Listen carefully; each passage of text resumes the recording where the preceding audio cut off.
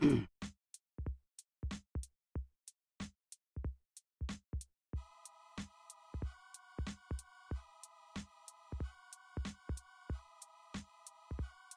it.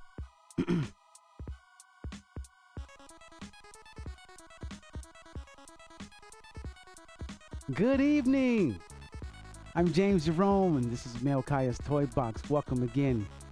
Tonight, we're actually going to twist some things up. We're going to be talking about some common ground things, some toys that we managed to unbox, as well as some of the ones I probably mentioned in a few streams before, of a creation of the Sons of the Hierarchy, where a band of warrior angels actually fighting against powers of darkness, demons, whatnot. But our first thing on the roster tonight is I want to show you this unboxed Wonder Woman. Actually, we got from the DC Injustice video game and figure series.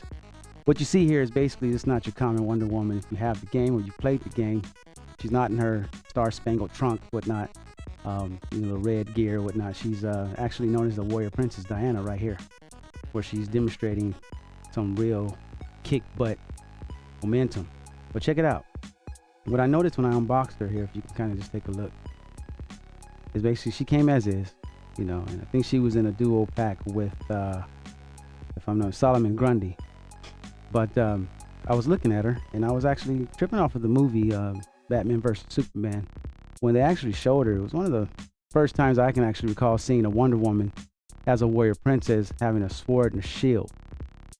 She didn't come with that sword and shield in the package.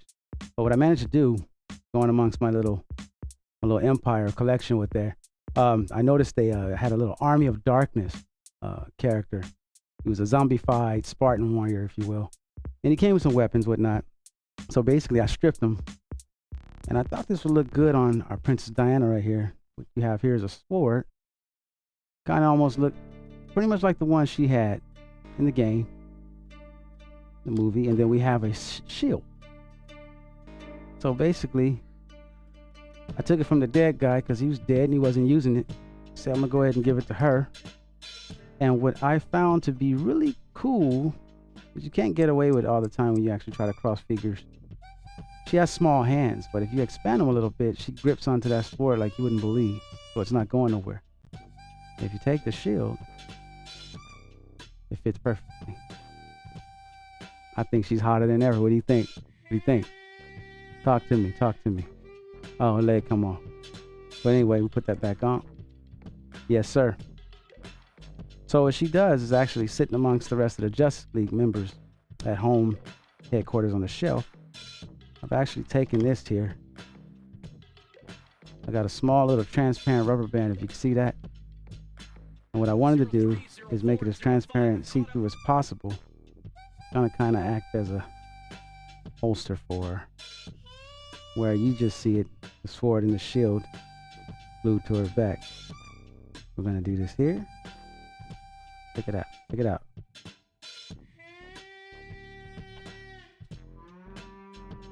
A little hard to get. Let me put the ponytail back. Hold on. All good. So we just lash the shield down off in here, and it just connects to her back, just like that. Take the sword, throw it down into the shield, and the remaining of the rubber band. Therefore, you have sword and shield. Wonder Baby. That's it, buddy. All right, cool. So next, I'm just gonna set her aside here real quick. Going to introduce to you one of my demon warriors, name of Samael. This guy's one of the 5 in creation, and don't believe I actually brought him up before, but I've done some picking and pulling with this guy here. I'll go ahead and stand him up here. You can see it for what it is. So basically what I've done here is you got a consolidation of different figures and different storylines and all together. What I mean by that, if you look at his main framing body, again, favoring the body types of Marvel comic figures in the 3.75 measurement, this is the body of a Silver Surfer. And the leg extensions, the garments here, is the something off of Witchblade. It belonged to a much bigger figure. She kind of just slid him on his boots, but these are his big boots. He has a shoulder pads from that of the same Witchblade. These are her shoulder pads. Okay. And on his back here, you're going to see where I actually have an attachment where it almost looked like another attachment or another dark imp spirit that's actually attached to him, but it's serving as his wings and his other two arms. It works as pinchers. Two wings are from the Dark Child series. Big doll that actually had wings. All right, and his head right here, easy pop off, belonged to one of the Spawn figures, actually. Was a Gravedigger, I believe. Came with some like snake looking thingies, and all of them had like these different type of demonic heads, whatever. But that's where the body comes from. His actual head went to that body, but it serves as his back piece, hold his wings, and that's giving him a tail. A tail for the Mr. Malkyyiah. All right, there you go. He's all right. He's cool. I'll be introducing these guys pretty much one by one, and then coming out with their remedies. Wait until you see the angels, man. They're really, really tight. It's gonna be cool. All right. Well, this guy here, basically, we're gonna set him to the side because I want to introduce his brother, which I'm not done with. And this is gonna be Rahab. This is my aquatic demon and a snake demon. You really can't see his deal, but as you see, I managed to throw some greenery in there. You see that? Look at that, like boom, boom, jewel. What if I get the angle one more time? Can I get it? Can I get it? Oh, there it is. Anyways, there we are. You got this guy here. You really see him. He's all decked out, lizard out, real reptile-ish. Got his little snakes. Those are the homies. You know, he got his staff, right? Now, I will show you and tell you basically where I generated him. You probably can already see what he was prior to me altering him. But if you don't, then let me go ahead and add this piece and you might get it then. We'll talk about it. So he has a helmet. This guy also has green wings. We try to make him more dragon-like. You know, Rahab, the Grand Duke, hell. And basically destined and created and destined to get his butt kicked. Repeated. So his makeup is that of a snow giant or a frost giant from the Thor series. And I really didn't do anything too much to alter him. I could just go get a few snakes or whatever and put them around him. But this shoulder piece that he has right here was from a spare Thanos that I had. And so if you remember, Thanos had this long little shawl that actually sat as like a shoulder plate over his neck. And taking that off, put it on him, pressed it together, crazy glued it so it wouldn't be sticking out. You know, non-budgeable, it won't move. And there you have it. Took a little jewel there, kind of green. My daughter's idea, actually. She actually plays with these little plastic little things that kind of equivalent of like emeralds and different things like that. I thought it'd be cool.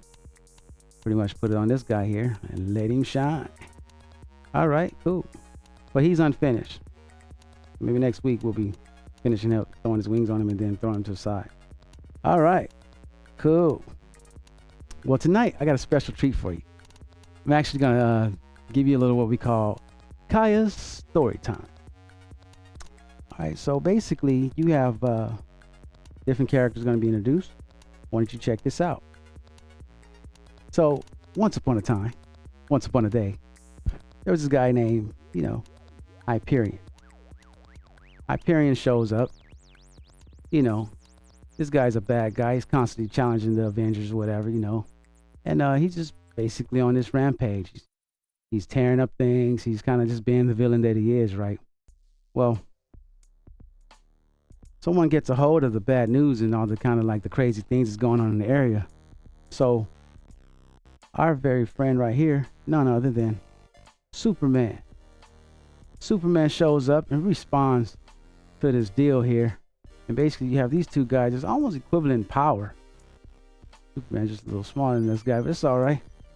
Almost equivalent in power, and they basically just duking it out, man, as you can see here. So the fight goes on. You know, Superman's getting it in. Hyperion's getting it in. It's almost like an equal match. Well, what happens is there's some behind the scenes things going on right now that actually to be the ones that they're going to try to take out the Justice League. You know what I mean? There's a sinister plan to try to catch these guys off guard as much as possible. So none other and Doomsday, this guy's nemesis, he shows up. Now it's a 2-on-1 thing, and you already know the deal. This guy's equivalent power to this guy, and so is this guy, and he's a little bigger. So Superman pretty much is getting the short end of the stick right now, and it's just nothing we can really do about it. But you have faith, you have hope. The good guy's gonna reign. He's getting his butt kicked, but it is what it is. Bam. So we're gonna lay down right there. We're gonna indicate that the butt's being kicked. Got me? Well, how many knows that the grass is green on the other side? While this is going down, his friend, none other than the Hulk, shows up. And he's showing up, and he actually goes straight for Doomsday. There's one thing about the Hulk. He likes a good muscle challenge. So Doomsday gets slapped around a little bit. They going around. They actually doing their thing. And let me get a little good shot right there. So yeah, so they fighting and whatnot. Hyperion comes on, and he's actually jumping in every now and then, trying to get the best of the Hulk, but Superman is not out the picture. So wow, what you got here is you got the Man of Steel, some of the red but mostly blue, joining up with the super muscle cut homie with a giant green tattoo. So they going for it. They fighting. It is what it is. So as they're fighting and whatnot, it's Hawk actually tells these guys, you have no chance. Stand down, leave, whatever. And then basically you got some mockery going on. Hyperion's talking crazy. Doomsday's talking crazy, whatever. He says, lo and behold, got my secret weapon. Those of none other than the Agents of S.H.I.E.L.D. Correction! Agents of Smash! Ah, you thought I didn't know. But these guys right here, bam! You got your boy A-Bomb. Big Blue Tumbler. You got Red Hawk, who like to shoot him. You got the She-Hulk, who like to do what she do. And then you got Scar. All that muscle he got, he don't care about pulling that sword. He wants to hack something in two.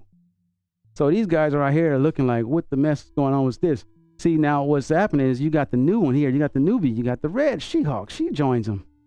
And these guys are kind of getting a little nervous because these two guys right here ain't stopped putting the muscle on them. You know what I mean? So over here, you got more muscle. They not liking that. So Hyperion's the first to get scared. So he's kind of trembling and all that good stuff. He's trembling. So as things go down, Red Hawk has attention. He basically wants to pick up his guns and he wants to shoot. But he uses common sense and he pretty much says, being that these two guys right here are pretty much projectile proof, he said, forget the guns, it's clobbering time. So he shows up and he smacks Doomsday as well. Doomsday lay down, bam, bam, and he comes back up, right? So these guys on this guy's on this guy. These two guys right now are getting the short end of the stick. Well, when Red Hawk made the comment of it's clobbering time, lo and behold, someone with a familiar ear of that phrase being used shows up. None other than the Thing. And he's saying this kind of stuff. He said, Red Hawk, be careful. Watch your verbiage, bro, because that's my line. So he said, that's my line. Clobbering time is my line. So he runs and figured, well, they've been smacking on him enough. So he hits Hyperion. Bam. So this guy's really nervous. He looks over and he tells Doomsday. He said, man, it's too many people for me. I got to go. So he's out. Bumped out. Doomsday standing his ground. He's like, what am I going to do? What am I going to do? So all this muscle, everybody's flying around. Human Torch is flying around, getting ready to bring the heat. So what happens is, just as Doomsday is actually standing his ground, standing around talking, mostly because he can't fight no more. He's pretty much done. Guy ain't that tough, I'm going to tell you right now. Hawk pretty much stands up to him and just really hawking out. And he tell him, he said, just a couple more inches that you just might be. You just might. But tonight, my gamma gamma is your kryptonite. So, smacking and smacking. Lo and behold, while this fight is going on, we got a lot of revving going on in the back, like a big vehicle is approaching. And it's none other than Panthro in the Thunder Tank. And when Panthro shows up, basically, you find that he's not alone because come running up shortly behind him is Tori. Tori, yes, this is Tori. Now, these guys over here asking questions like, who are you guys? One of them click. Be like, oh, no, that's Chitara. She gets mad. She's like, no, I'm the newbie. I'm Tori. Anyways, so she introduces herself, and she tells all these guys here, we are the Thundercats. She said, and we come with a message from Lionel, who sits on the throne. He says, stop all the bickering. Slow your roll and all that testosterone. And I'm James Jerome. Hope you enjoyed the show. Thank you. Good night. I said nothing. Thunder Tank. Thundercat. Yeah, look at all that. It's cool. We're gonna soup this baby up. Perfect fit for my new Panther, don't you think? Get up thing.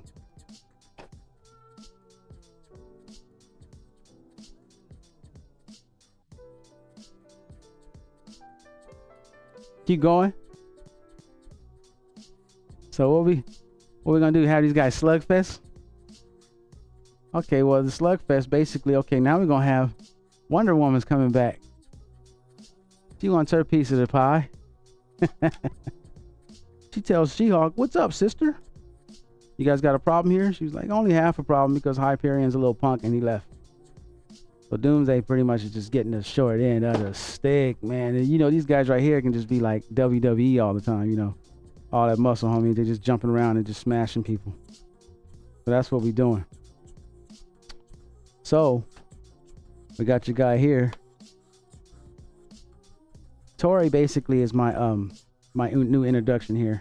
Brought some Thundercats on before, but I don't think I actually mentioned her. She's my other female cheetah.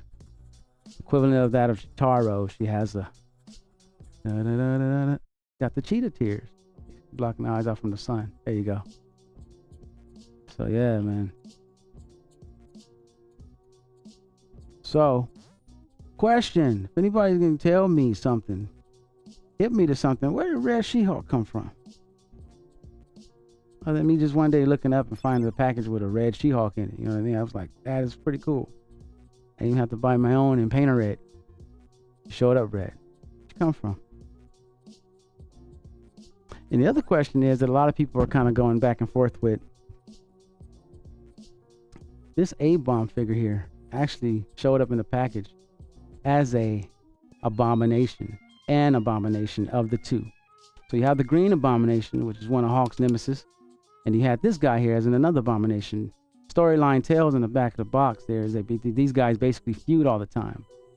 So the question would be, is this A-bomb? Is this one of the Hulks that was created, that was diverse from Abomination, ended up joining with the Hulk and the Agents of Smash? And let us know.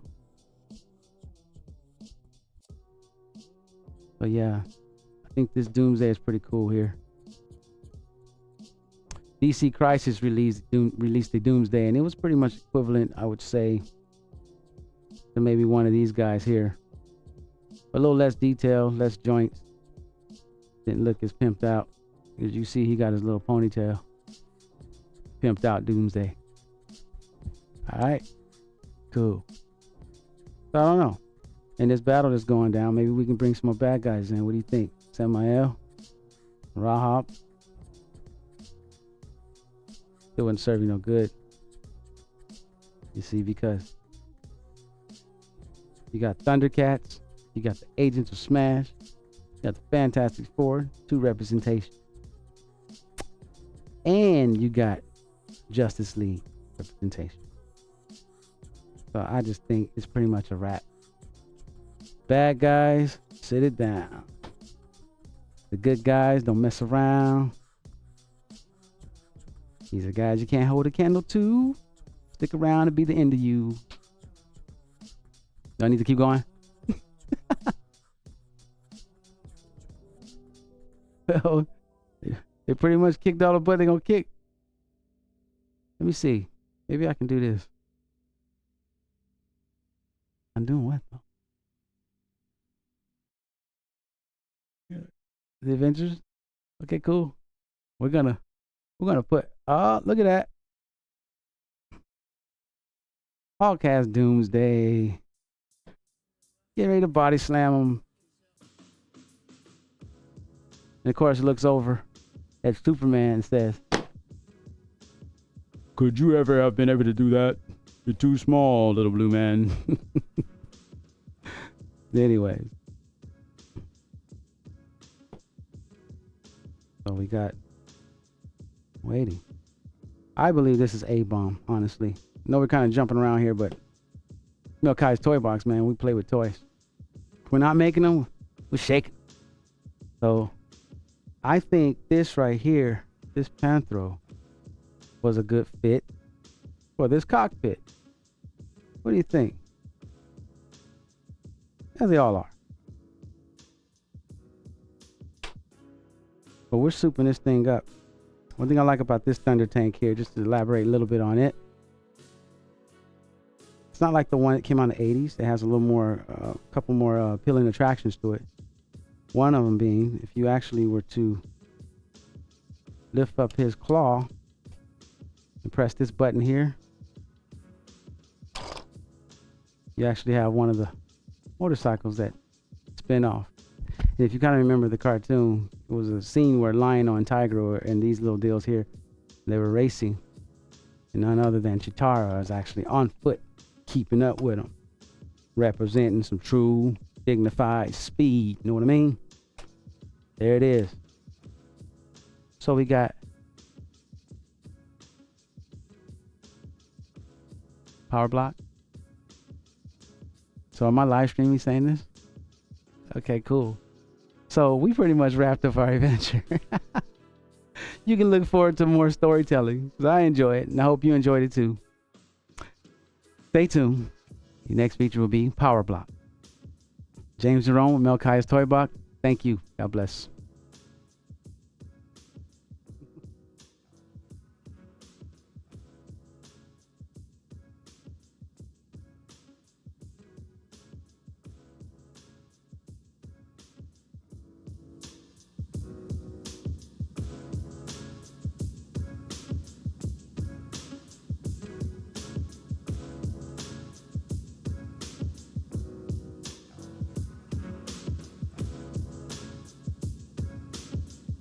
All right, mic is up.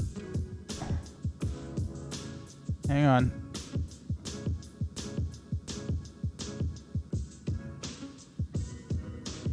All right, sweet.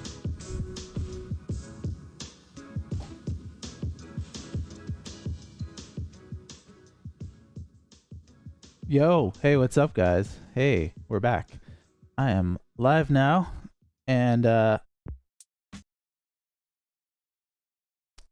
I am not ready to go yet, but the previous show, Malkyyiah's Toybox, just ended, and so I had to get up and running real quick. So bear with me for a sec as I set up this project.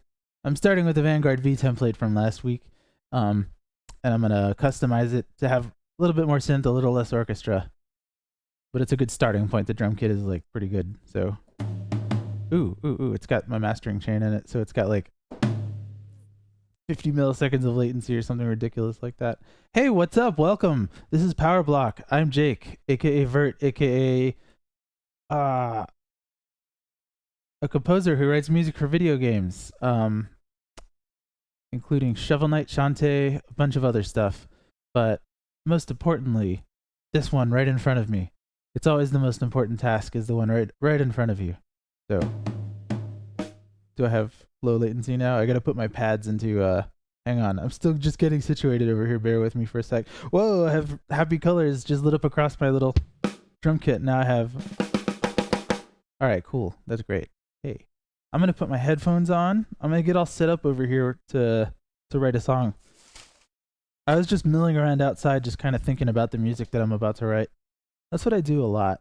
I do a lot of that. Gotta trace the headphones back and see where they landed. Here they are. Hey, I'm getting sorted with all my stuff. I got my soda here at the ready. I gotta get rid of this one. I'm gonna throw this away after when I take a break. Just getting situated for a day at work, basically, starting at 8 p.m. That's just how we roll here at Mid Potions. It's whenever you feel the mood strike you, that's when it's time to make music. At some point, it has to happen before the thing is due, but we're working on that part of things. So let me get over to the chat and see what's up. Oh yeah, guys, what about James Jerome? That guy's awesome. If you're just tuning in and you missed the stream, by all means check the VOD because it's awesome. Guys, the best. And we gotta make a lot of music together too. All right, twitch.tv. Oh man, Mondays, am I right? I love Mondays. I'm an anti-Garfield. It means I have to get off my couch and do something. Like, it's time. All right, I got my shit muted here. Good. All right. All right, now I'm going to have to detach the chat window so that I can work on this machine while chatting at the same time. Pop out window. Hey. No, I just popped out the viewer list. Nice. All right, first chat line I see, Ryan Lafford. I'm actually arranging one of your Shovel Knight songs right now, LOL. That's freaking awesome. I wish you the best of luck. I know it's not always the easiest stuff to transcribe because there's a lot of extra notes in there. Stuff that may even not need to be there. I just threw it in because what the hell, I wasn't planning on anyone caring enough about it to arrange it, so I just went crazy on my own. But I wish you luck on that. That's awesome.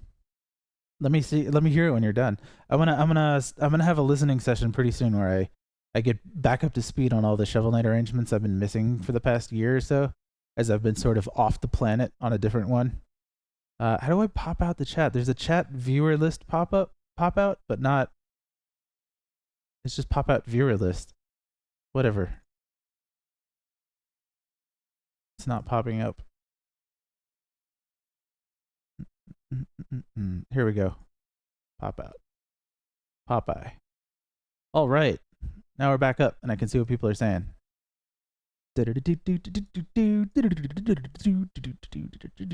All right. Sweet. Oh, nice. Stripped down acoustic stuff. That's excellent. It should be awesome to listen to. I'm excited. Wow. Thank you so much. That's quite an honor. Well, hopefully I won't squander all of your positive vibes about my music by writing bad music today. So let's see if I can pull it together. I have the core of a good idea and I can run through it in my head and I know what to do and where to go. And I know how to go into the B section. So I pretty much can play it back up until where I go into like a bridge, but I'll know what to do hopefully when the time comes. I'm sort of going into it 3/4 of the way formed, maybe a half of the way formed in terms of full ideas of where I'm going with the track. But let's see. There's a bunch of potential things I can do. I think I want to get rid of all these synths before I go and just start up new ones, make it clean from the start. I don't want to have everything already loaded up and just have to redo the presets. Left light ARP. Yeah, I can. These are all things that I used already before, and I don't want to use them again necessarily in the next track, which is for an unrelated game. So what even is this? I'm not getting any output out of it. Oh, I am. Just not coming through my headphones.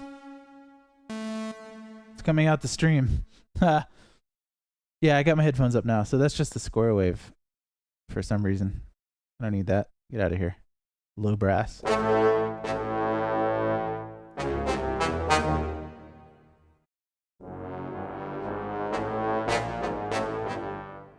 We're not going there with our murderous octopus.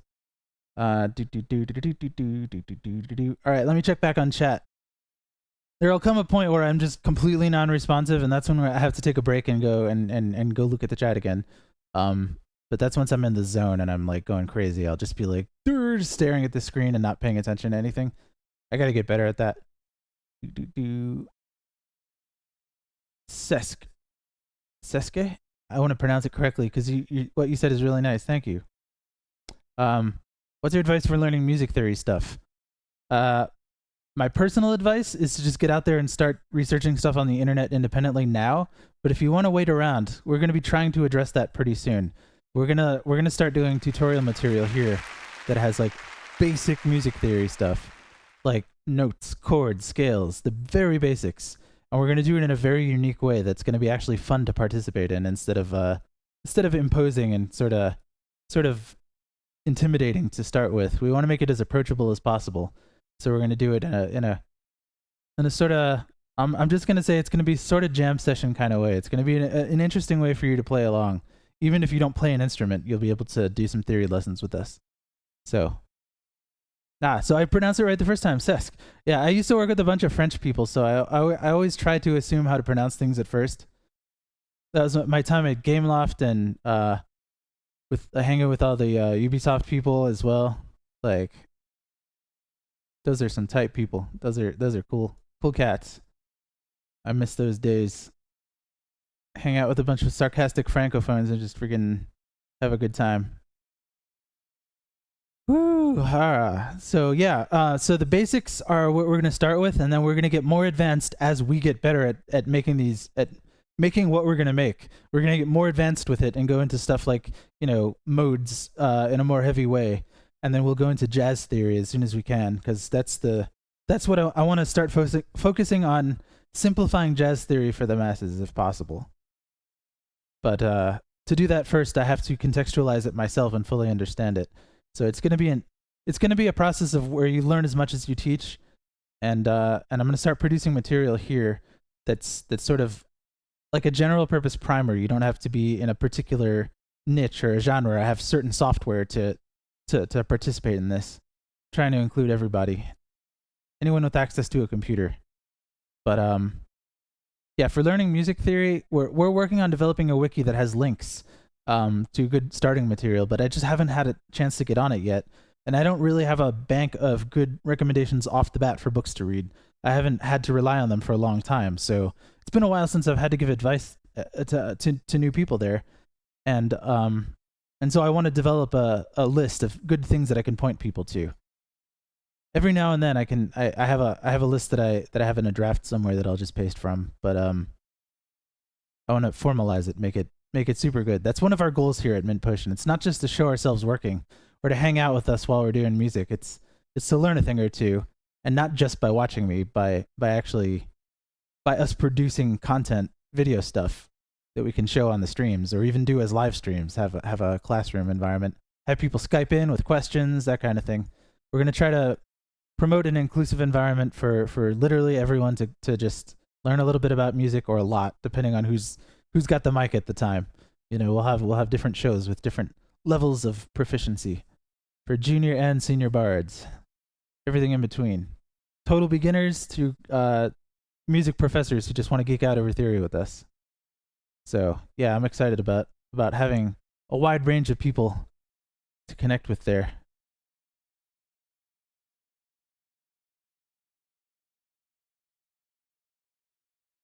Oh, nice. So I can just go beep. There we go.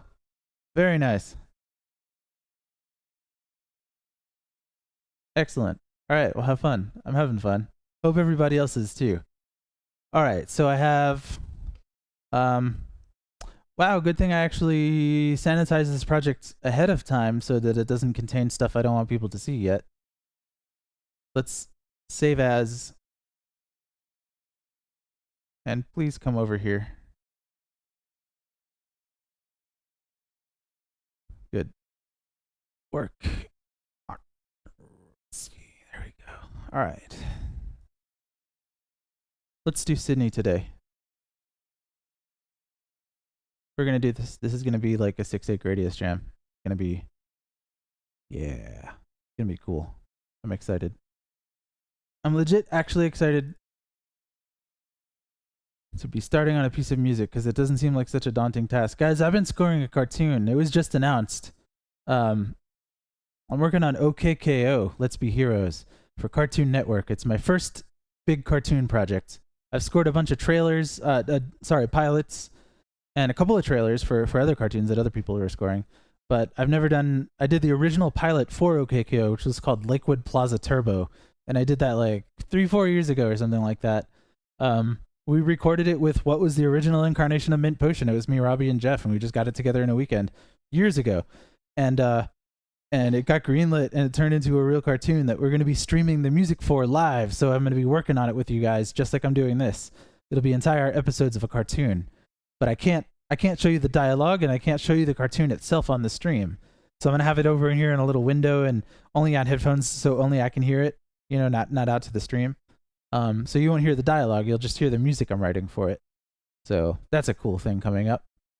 But it's a weekly thing, so it's a huge obligation. It's really difficult to stay on top of it and not get behind to the point where you have to scramble at the last minute. Most of mine are happening at the last minute, so it's taken a toll on me, and I'm just kind of lately. So we're putting together new tools, new ways of working, like splitting up the queues into manageable chunks instead of trying to take on the whole project at once. That was driving me nuts for a while. So we're coming up with new ways to work that'll make it smoother, make me able to work on this stuff for longer without tripping out too bad, without it becoming a chore, without it feeling like it's like, man, I got to stare out at this abyss. It's 11-minute blank song and never feel like anything's really getting done, because it's just, a little bit on each part at once, and it takes you all day to see any real improvements on average. You spread it too thin. So if you break stuff up, it should be a lot smoother to work on. You get that little bit of endorphin rush every time you finish a track, instead of once at the end of 12 hours in a massive sitting where you're all tired and feeling like butt. So this, I think, will make things a lot better. It'll make things a lot easier, and I'll be less stressed out after doing large amounts of work, if I can keep them to manageable pieces, in other words. If that all makes sense, I hope. And if not, you'll see the results shortly as I work on each individual track one at a time for this cartoon show, and then stitch them all back together in the full cartoon, put them where they need to go, because there's silence between them, and they're usually like a disco track, and then like Hollywood, it's the glamorous big band treatment, and then a sad track with just like French horn and strings. I don't need to load up all 168 tracks of all this crap to do that. It's down to 130 because I just deleted a bunch of shit. Oh my god, that's a lot of tracks. So I can get by without a lot of that stuff on your average track. Yeah, if this were a co-composing team, if I were working with one other person, man, I'd have this one in the bag. No problem. As it is, I'm already getting enough help with Robbie to make it not deadly hard on my own. He mixes all my stuff for me, so I don't have to. But if I didn't have him here, it would be pretty much impossible. I'd have to hire an assistant. But not wanting to hire an assistant, I just want to work with somebody. I don't want to have them as my underling. I don't want to have underlings. I want to have partners that I work with. So the Sarashu and Ivy situation is awesome because they can shoot music off each other and work on compositions together, which saves everybody time if you can let somebody else do the strings in this, or I got the drums, don't worry about it, just do the piano, and I got what's in your head, don't worry. Yeah, of course, it's like it's got that indie rock drum feel. Yeah, go. Duh, I got it. Having a second person to work with like that is super, super helpful.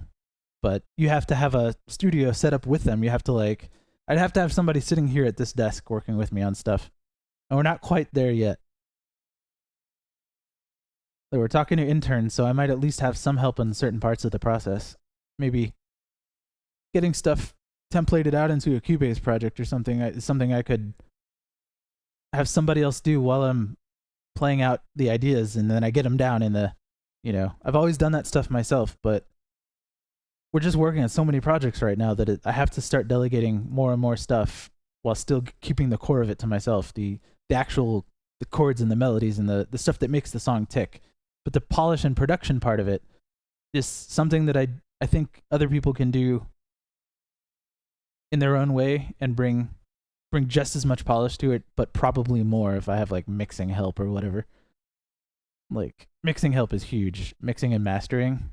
Robbie is so much better than I am at that. So delegating that part of it and not trying to do it myself in Cubase, I just render out stems, hand them to Robbie. Song sounds awesome when I'm done with it. So that's how we're handling the cartoon so far. Sorry, I'm just gesticulating wildly and knocking everything around in my office. So, hey, let's get started. Let's write some music. How's everybody feeling today? Is everyone awesome? Everyone having a good time? Just chilling? Monday, 8:30 or 11:30 if you're on the East Coast, or like freaking early morning if you're in France or Germany or Japan. Heavens forbid. It's like afternoon now.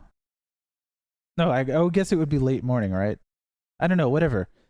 Top of the whatever to you. Let's get some music written. It's hot in here. I'm going to turn the thermostat down a couple notches. I'm already sweating because I was working on some other stuff before.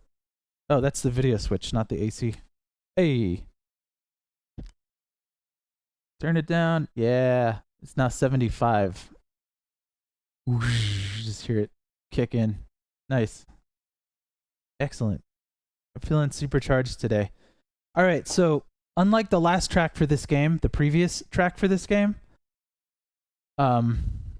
I'm not using my general MIDI setup this time. I'm just using Cubase, which is just my default whatever. Like anytime I have to do a track that's not like a Mighty Switch Force track or electronic or Cat Girl or something that's got to have mostly synths in it and hardly anything live, I'm going to use Cubase for that. If there's a chance I'm going to do guitar chugga-chuggas on it, it's going to be Cubase.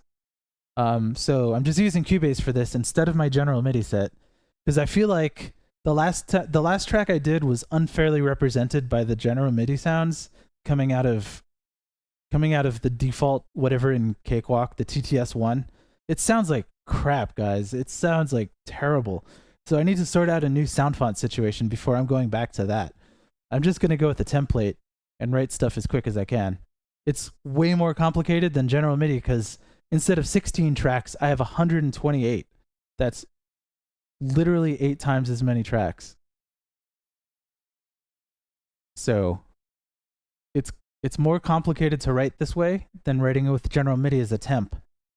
As sort of a rough version of it, you know? And then going back and making the good instruments later. This doesn't work that way. This is sort of I have to navigate down to strings. I got to find out where they are. And sometimes I'm going to scroll past them and be like, fucking, where's the strings? Oh, God, there they are. You know, once I get enough synths plugged in here, I can fold tracks like so when I'm not working on it. In fact, I'll do that a lot, but it's not enough. You still end up with like 25 tracks here, and then you got to scroll down. It's a mess. So I prefer using the general MIDI system where I'm fluent in it. But unfortunately, the sounds they suck right now. I got to find a new sound font that's awesome. Like the best sound font I could possibly find for doing prototypes that sound good, but, you know, still general MIDI, still using those restrictions to keep it simple. And make it modular. Make it so I can drag the MIDI file into Cubase and have it just swap the instruments out for good ones, you know, later on. Woo! Yeah.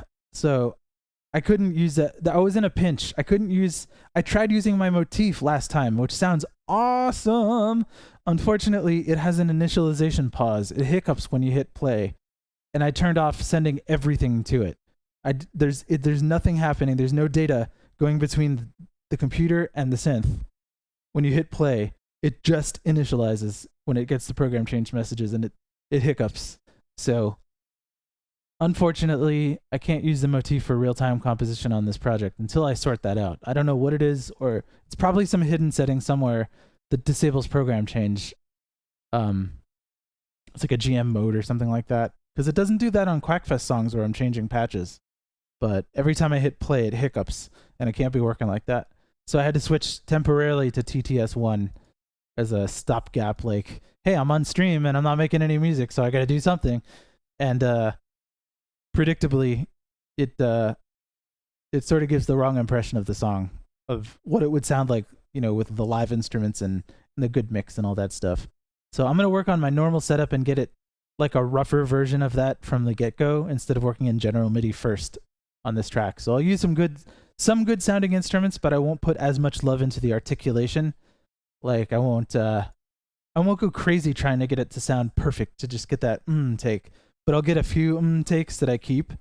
And so that's how I'll work today.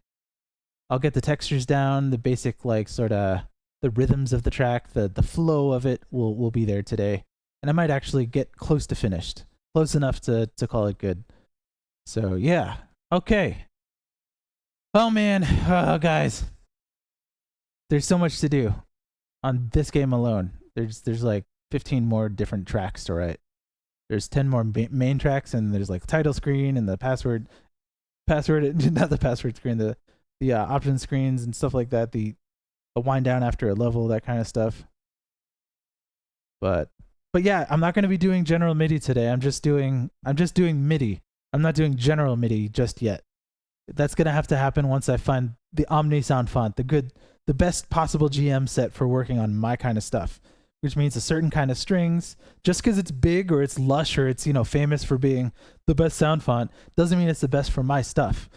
Because I need a certain type of string attack. I need a certain type of piano sound that's going to sound good on most of my stuff. The timpani has to be a certain, it's got to hit just the right way and not be kind of mushy. Boom, boom.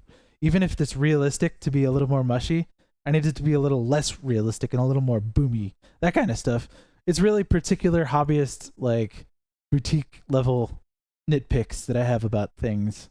So I may just have to build my own out of, take the best sound fonts and take them and build my own out of the individual sounds.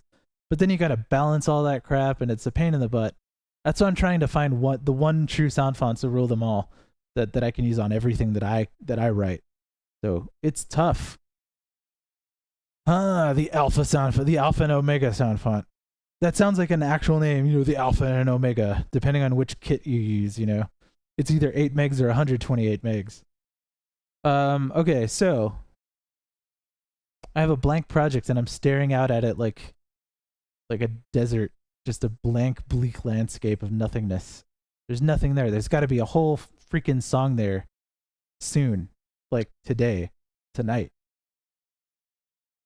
And there's nothing right now. That feeling though, I just want to have a minute. I just need a minute. I'm going to puff on this nicotine here. Don't do drugs, kids.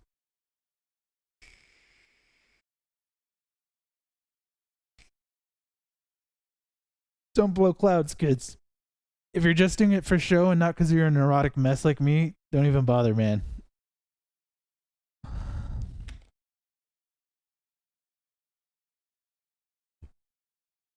Now I got some caffeine in me.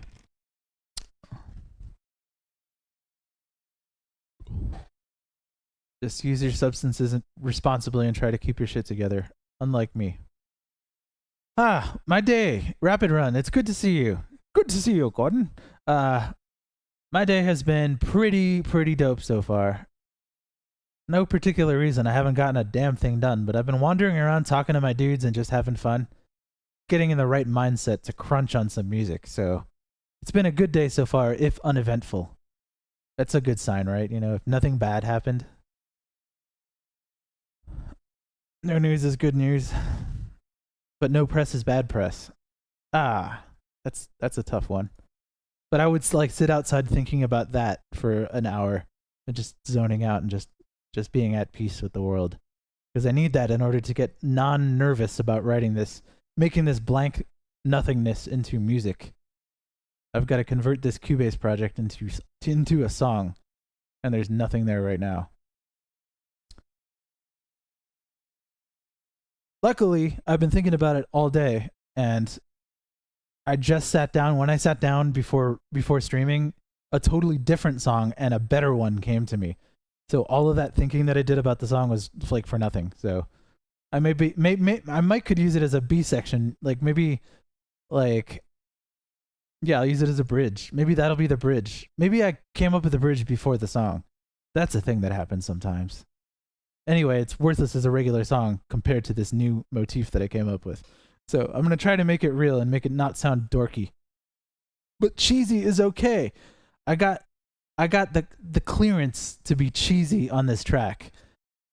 He showed me some Transformers Angry Birds tracks as reference. It was make it happy-go-lucky kids music that's got kind of a metal edge, but isn't chugga chugga chugga chugga chugga chugga. It's not heavy. It can go heavy, but it needs to be mostly light. It needs to be happy and purposeful sounding stuff that sounds, uplifting and fun to play, a casual game. It with a serious shooter core. It's got actual skills involved. It's not just a thing that you pick up and play and it's got no redeeming gameplay value It's just a thing to pass the time. It's an actual game that involves skill, so there's some tension there. You gotta fight the computer, but it's not like Contra boss rush mode. It's more like Contra level mode, if that makes sense.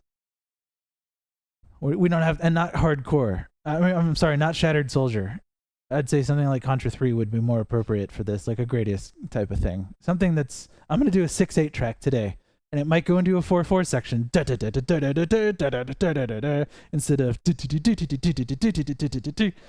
instead of the Monday Night Football, you know, shuffle sound.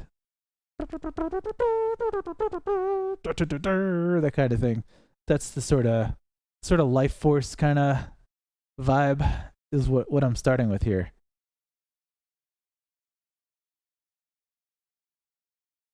But I have a really cool chord progression that shifts from major to minor and suddenly gets all intense and dramatic. Like, it ends up and it gets all serious and dramatic from that point on. And then I can loop it and repeat it and rephrase it differently. Different ending on it. And then swoop into the bridge. Yeah. Whew. All right. So when I zone out like this, I'm just literally going over the chords in my head. I'm just like it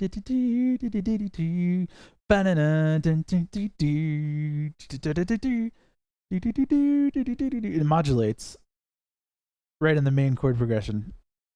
That's how you know it's a game that doesn't take itself 100% seriously. Because it's just going for the truck driver's gear shift like 8 bars in. Maybe 12 if I extend it. So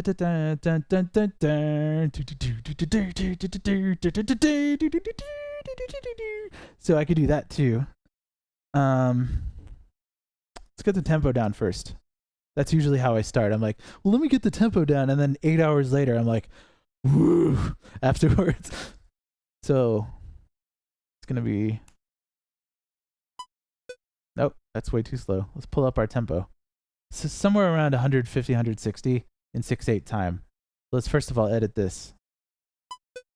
Yeah, that's maybe 6/4 time, because I wanted to have a shuffle feel, but it's still on a 4. It's still on a quarter note time base here, but it's a shuffle feel. Yeah,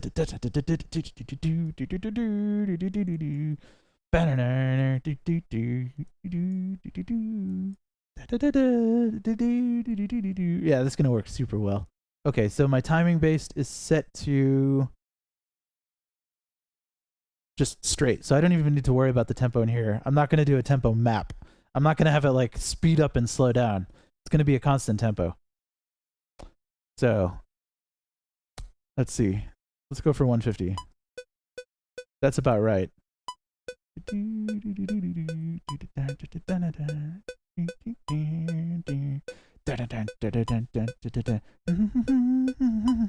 All right, cool.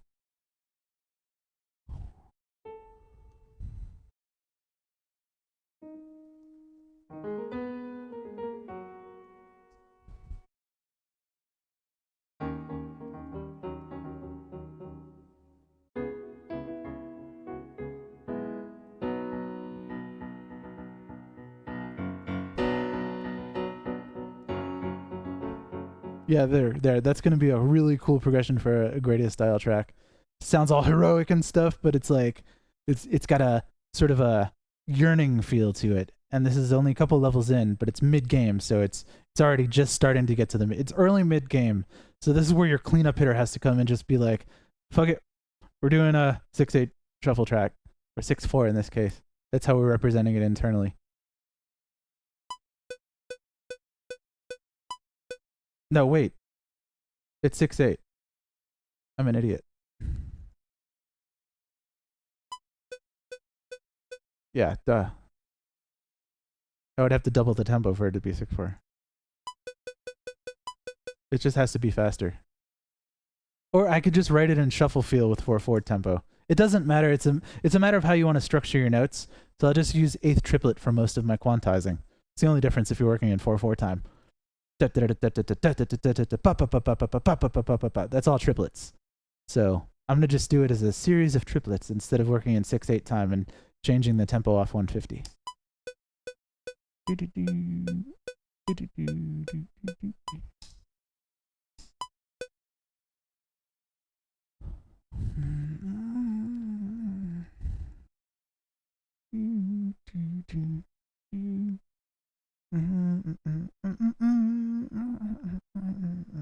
All right, cool. There's a lot of places we can launch off of that.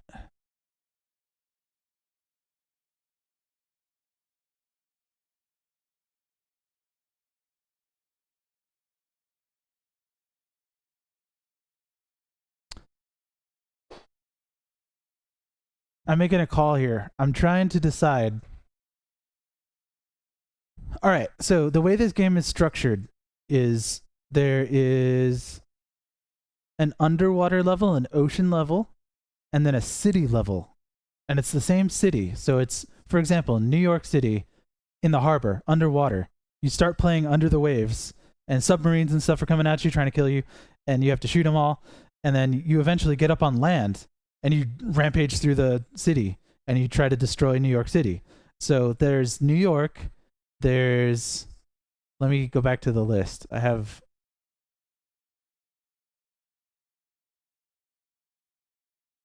Hang on. I'm going to take this off the stream for a minute and play a thing.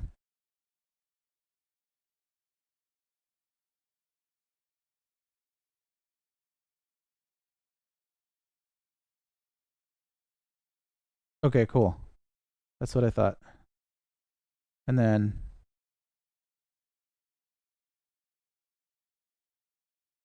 Here it is, 3. He's giving me reference material and I'm checking it. And it's exactly what I'm thinking. All right, cool. Yeah, let me pop this back on the thing.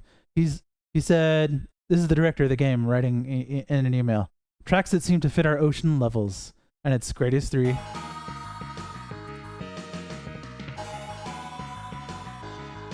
That's got a sort of underwater-y kind of feel. It can be out in space too, but it definitely fits an ocean level.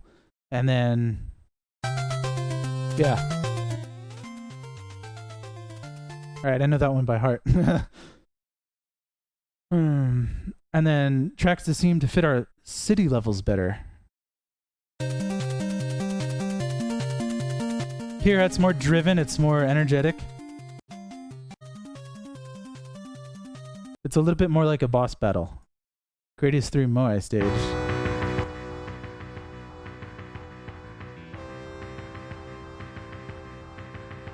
All right, so that's when the more Viking metal influences are going to start coming in. So that's actually what I'm going to do for this song. And guess what?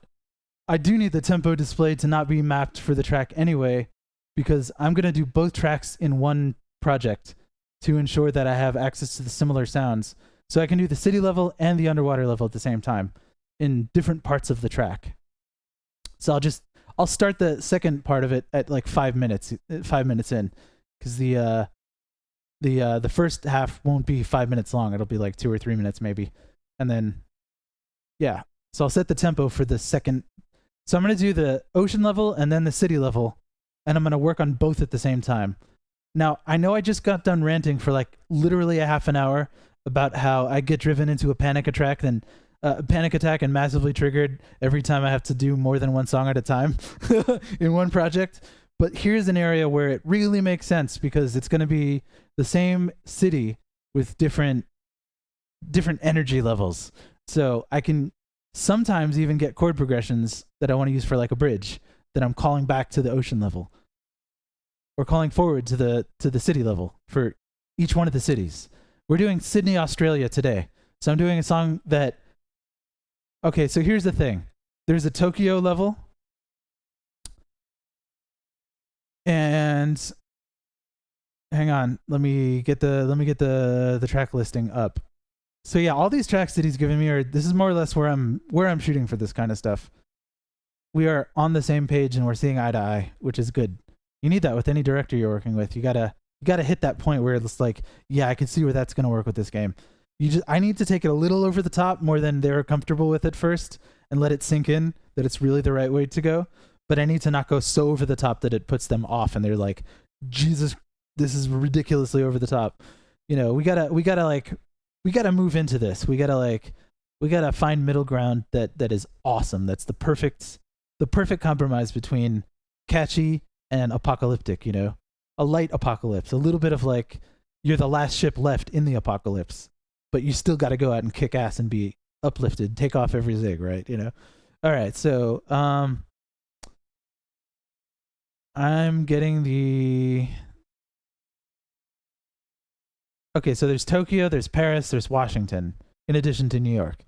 So I'm not going to do a Tokyo track that has like indigenous Japanese music, and I'm not just going to use parallel force everywhere to make it sound, you know, caricatured Japanese sound to give it the Asian vibe. That it's going to be a little more subtle than that.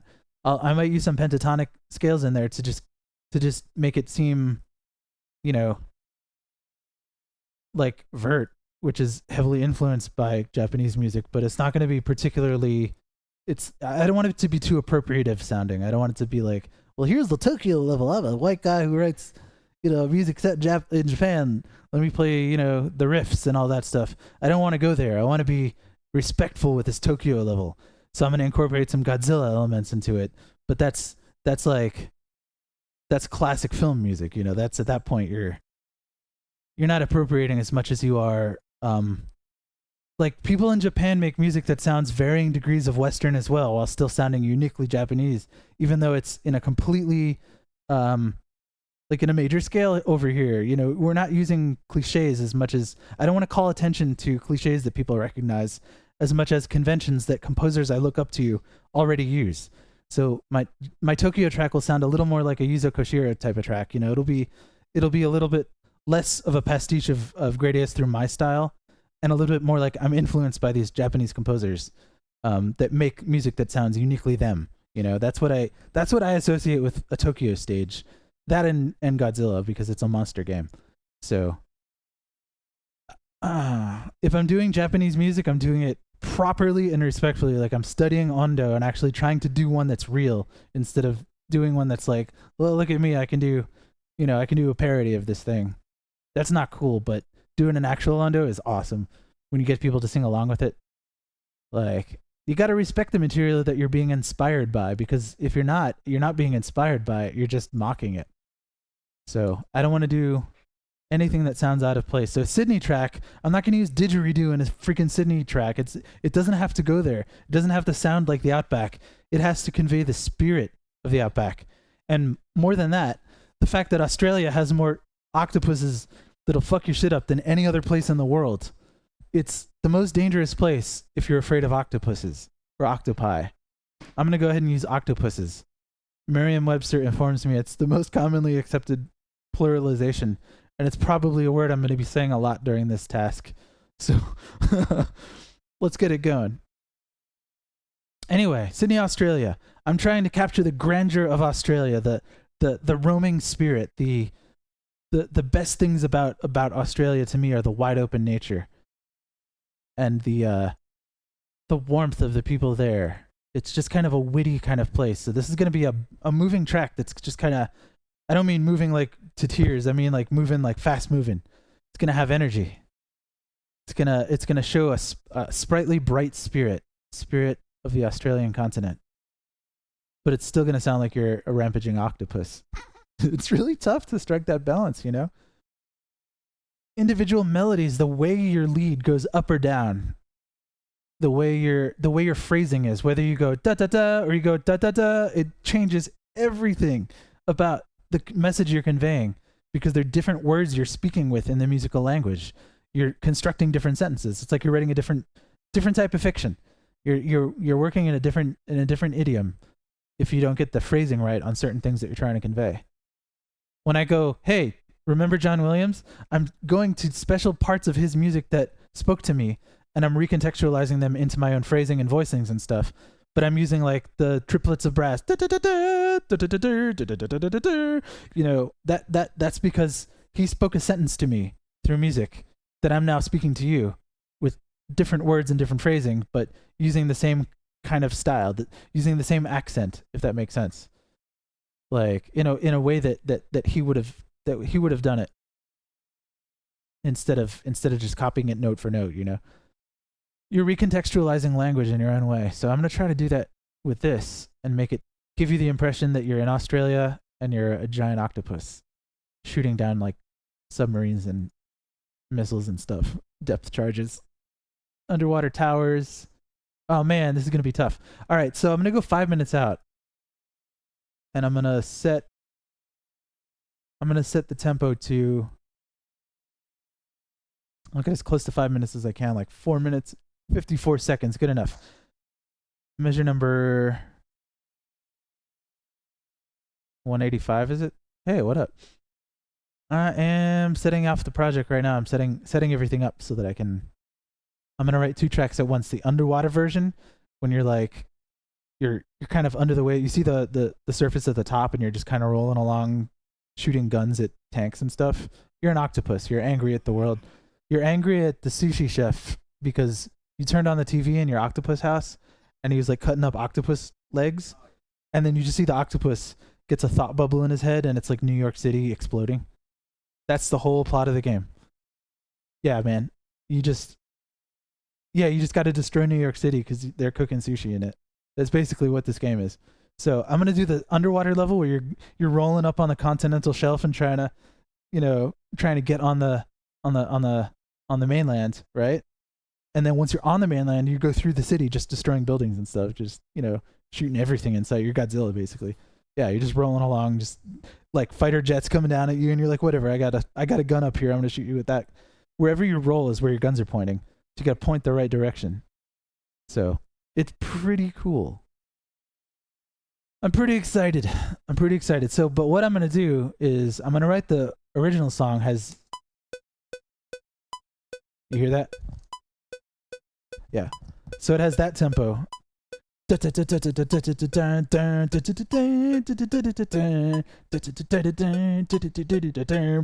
gonna have that Monday Night Football kind of, it's charging you up for the battle that's about to come, and then once you get on land, this is in Sydney, Australia. I'm doing the Sydney level today. Once you get on land, it's gonna change to a more dun dun dun dun dun dun, dun more, yeah, it's showtime. Yeah, you get it. Yeah, so I'm gonna make the single project so I can jump back over here and work on this one, and then jump back over here and work on the city one. Put the same kind of motifs in both of them. If I got a cool brass sound that doesn't work in this one, but it's gonna work in that one, I'm gonna just hop over and put it in there. So this'll make the process go a little faster than working on separate projects that I get to spend 10 minutes loading every single time. Like, hey, let's load 80 gigabytes of orchestra. All right, well, let's go have a smoke break, That's what happens when you have to change projects. But here I can just go doop doop and have my full orchestra for both, and have the same general feel of Sydney, Australia getting wrecked by an octopus. I love my job most of the time, yeah, you can get upgrades. You start with, I think, 2 arms, 3. I haven't played in a while. We should play it while we're. Yeah, basically. Yeah, it's Cloverfield, cartoony Cloverfield, sort of. Kawaii Cloverfield. All right, so is that still at 5 minutes? Yeah, it is. All right, so. We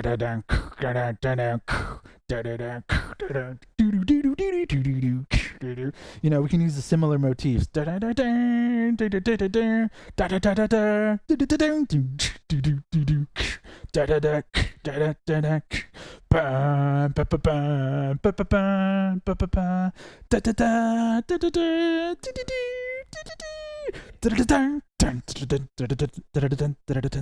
have that charge, that charging for that's going to be the second track. So I got to make that like maybe 100 beats per minute. They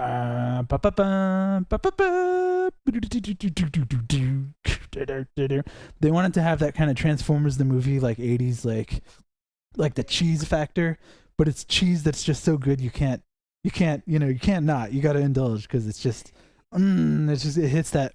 I got to try to make that. It's hard. It's Vince DiCola didn't get that kind of sound by accident. He's really good at what he does. So I got to put my own spin on it so people don't realize I'm not as good at doing that style. Yeah, we're gonna have fun. This is gonna be great. That's still too fast. And that's too slow. Let's do 105. I mean, I could do 106.7 if I want. You know, magic radio dial. I could do any decimal points I want in here, but why bother? You might actually have to have somebody else work on it sometime, and then their tool might be like 106.8, and all your shit's off. You know, you don't want to mess around. It's 105. That's it. Do do do do do, and that also seems to be the right tempo. Dude, the Angry Birds Transformers soundtrack was my reference material for this game. It's very unfortunate. It's really good. It's like really good. Like, if they hired me to do that exact style, that's better than I could do it. So I got to step up my game. I got to bring my Konamic influences and my video game shit, like from, you know, I got influences he doesn't have and vice versa. So we can carve out different niche styles, and I can excel in mine. I can focus on my good skills. But if you got to have the 80s like epic sound, there's just only one way to do it, and it's quartal and quintal harmony and just big epic stabs everywhere. As many orchestra hits as you can fit in. Freaking synths that are a synth lead but also a xylophone at the same time, so it's like you could do those freaking, you know, watching an 80s movie and then the battle scene comes up and it's like those are just solos, man. That's some guy just jazzing out on the keyboard. So I gotta do that shit. It's hard to fake it and it's hard to make it,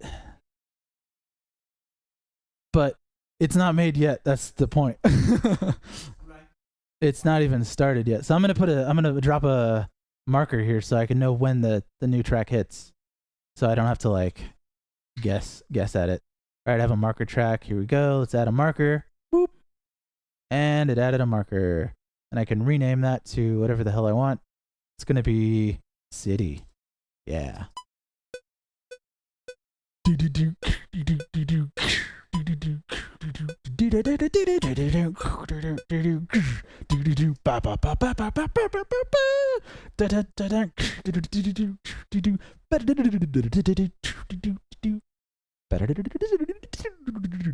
That's how you do that style. You just gotta throw it down like with the widest harmonies you can think of. Just arpeggiate everything.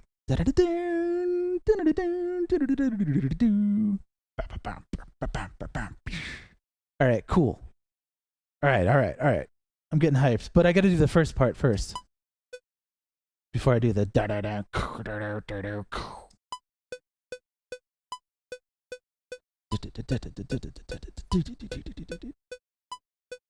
Oops.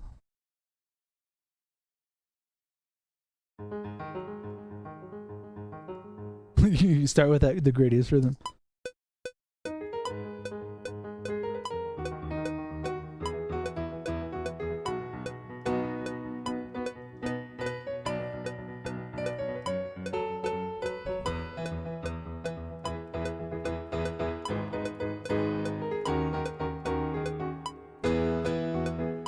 Yeah, like it goes in that vein of like the big epic like hero chords, you know. The 1/5s, the 1/6s, you know, suspensions of things. Like this is where you're gonna put a suspension.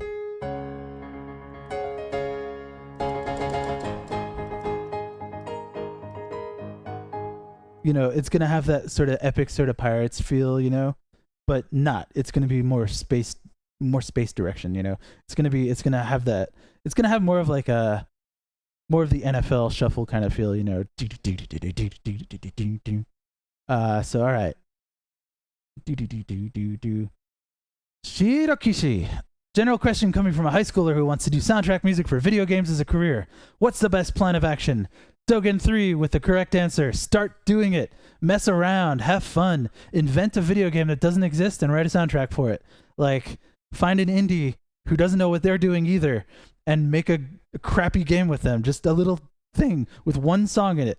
Like, just make one song for a video game that's just a title screen and a bunch of platforms that some banana is jumping around. Doesn't matter. Get practice any way you can, because you get better just by doing it. Even if it's not for anything important, even if it's not for a specific direction, even if it's just make believe, just playing pretend. Like, I played pretend for 10 years, man. I made 2 entire soundtracks for games that did not exist, and then a third in chiptune form. Nobody gave a crap about them. Like, 20 people downloaded that thing. And now, like, that's the skills that I'm using right now. Like, that all came from playing around and just practicing.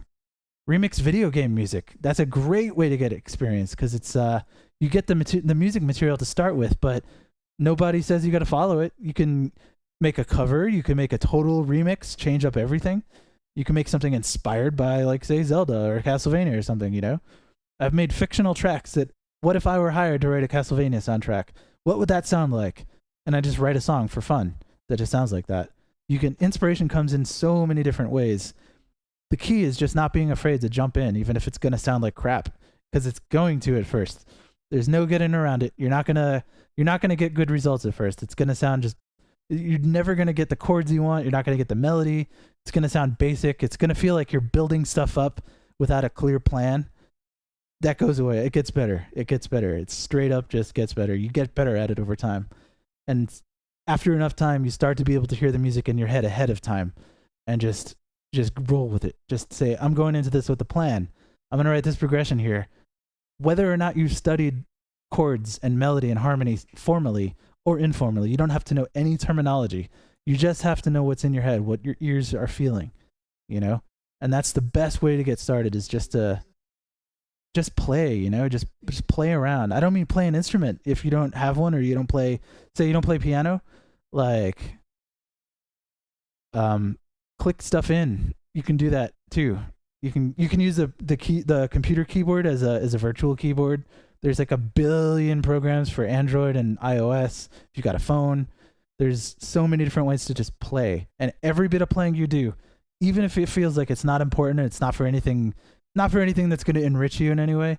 It's like learning math. Why do I need to learn this? This is, you know, it's going to come in handy. It's going to be like, well, now I know how to fake a violin sound here, because I had to do it badly for this one project. So I got some ideas. I'm going to try a new thing this time.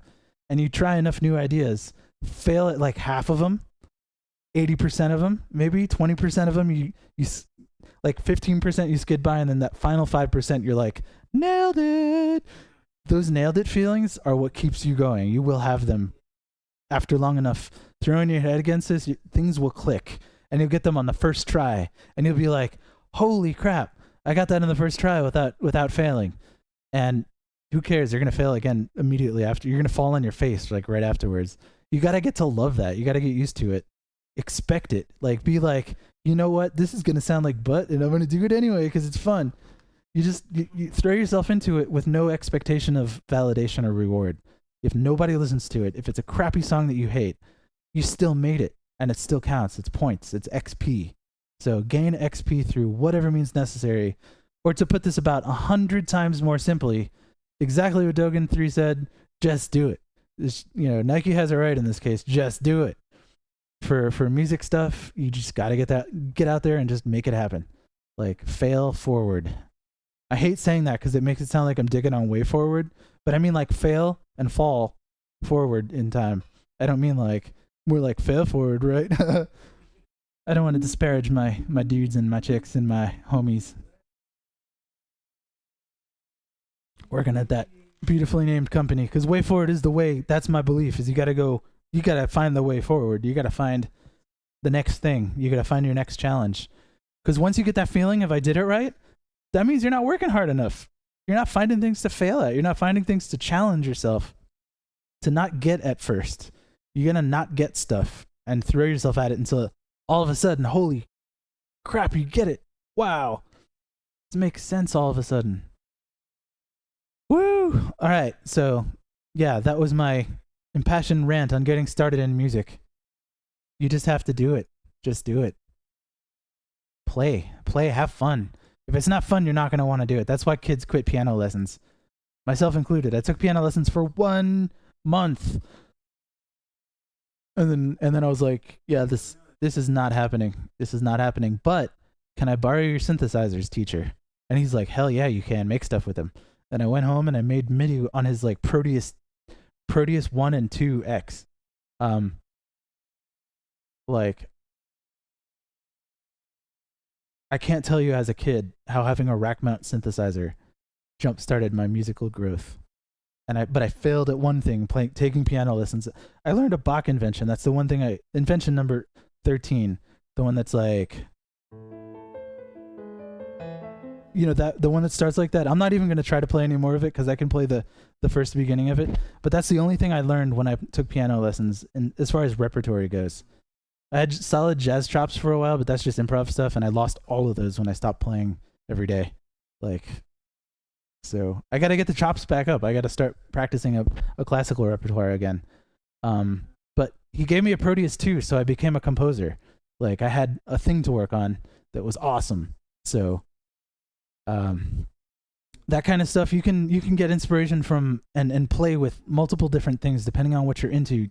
You discover that you're into a certain thing by playing with it. So there's so many free tools on the internet to just get you kick-started, to get you jump-started in playing with music and just having fun with it. Toys. And some toys become serious tools. Like, you could make an entire album beginning to end in GarageBand. Just an iPhone. That's all you need. That's a completely viable thing. So it really doesn't matter what tools you pick. You just have fun with them and make something. Hey. Yeah. Well, I gotta get started laying this track out before Bach takes over my mind again. And I start hallucinating fictional concertos. Again.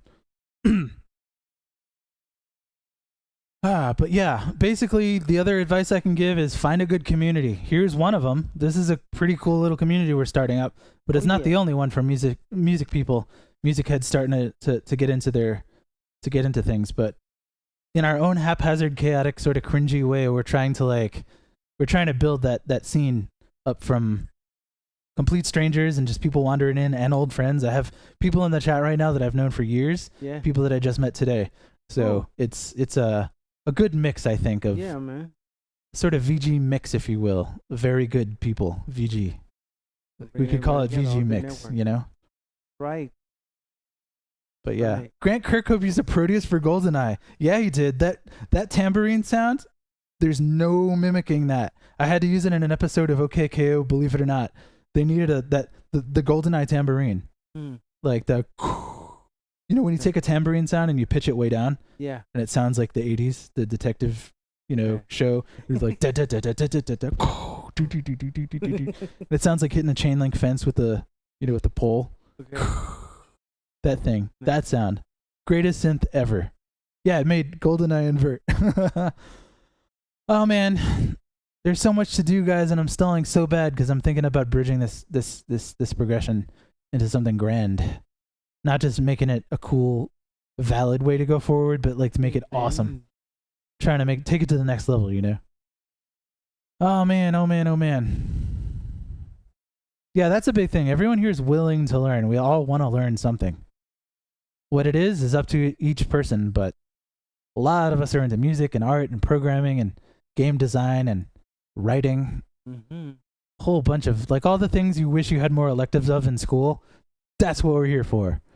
We want to make this like a playground, a place where you can just come in, whether you're on site or just on the chat, where you can just chill with us while we're doing stuff that's encouraged. Like, everything is encouraged. Like, you got to just make stuff, do things. Yeah. That's how you get better. That's how you stop feeling crappy about being bad. Hint, hint, you never will. But it'll get easier to come to terms with it. Trust me, it'll make sense later. Ew. You're still going to think you got a long ways to go no matter how good you get. But as long as you keep that in perspective, like, you'll keep getting better. It's just the catch is the more you know you don't know. So it doesn't get easier. It just gets better. It just gets more rewarding on an individual basis, when you're discovering shit you never could have imagined you would understand. It's like, yeah, of course that makes sense. Of course, yeah, it's like that. But it doesn't get easier because those things that you don't know multiply by 1,000. It's like, well, what am I even going to study? There's like a billion things to brush up on. It doesn't get easier. It just gets you get used to it. Basically, you you get accustomed to learning as more of a self-deficiency than anything else. Yeah. Well, it's not easier. It's getting more challenging. Yeah. But it's more rewarding. It's more fun. Yeah. You're learning more. Yeah. And that starts from day one. Like the second you make a song and you got to make a better song now, well, shit, what are you going to do? You don't know any new tricks. You better go get some. You better find a korok leaf and blow some people away. Like, away at it long enough. You come up with all kinds of stuff. Yeah. You got to play around until you find the gold. You know it when you hear it. And if you don't hear it, then keep trying it until you know it, until something clicks with you. That's the thing. That could take 5 years though. You know, in the meantime, try to lower your standards and just have fun. Get a crappy song out there just because it's out there. You finished it. Booyah, finished it. Drop the mic, walk away. Yeah. It doesn't matter if the song is kind of crappy. It doesn't matter. Just get it out there and put it out, you know? Start with your demo tape. You can remake the song later. I've remade so many of my old tracks. Like, now I know how to do this properly. This solo was bullshit. Now I'm going to make it right, you know? Right. It's okay to look at your old stuff and be like, no, that was naive. Right. It's like baby pictures. That's cute. That was me. I had to be that person to be this person and all that, but come on, I can do better now. Let me do better now, you know? Oh, yeah. That's the process. Growth, man. Growth.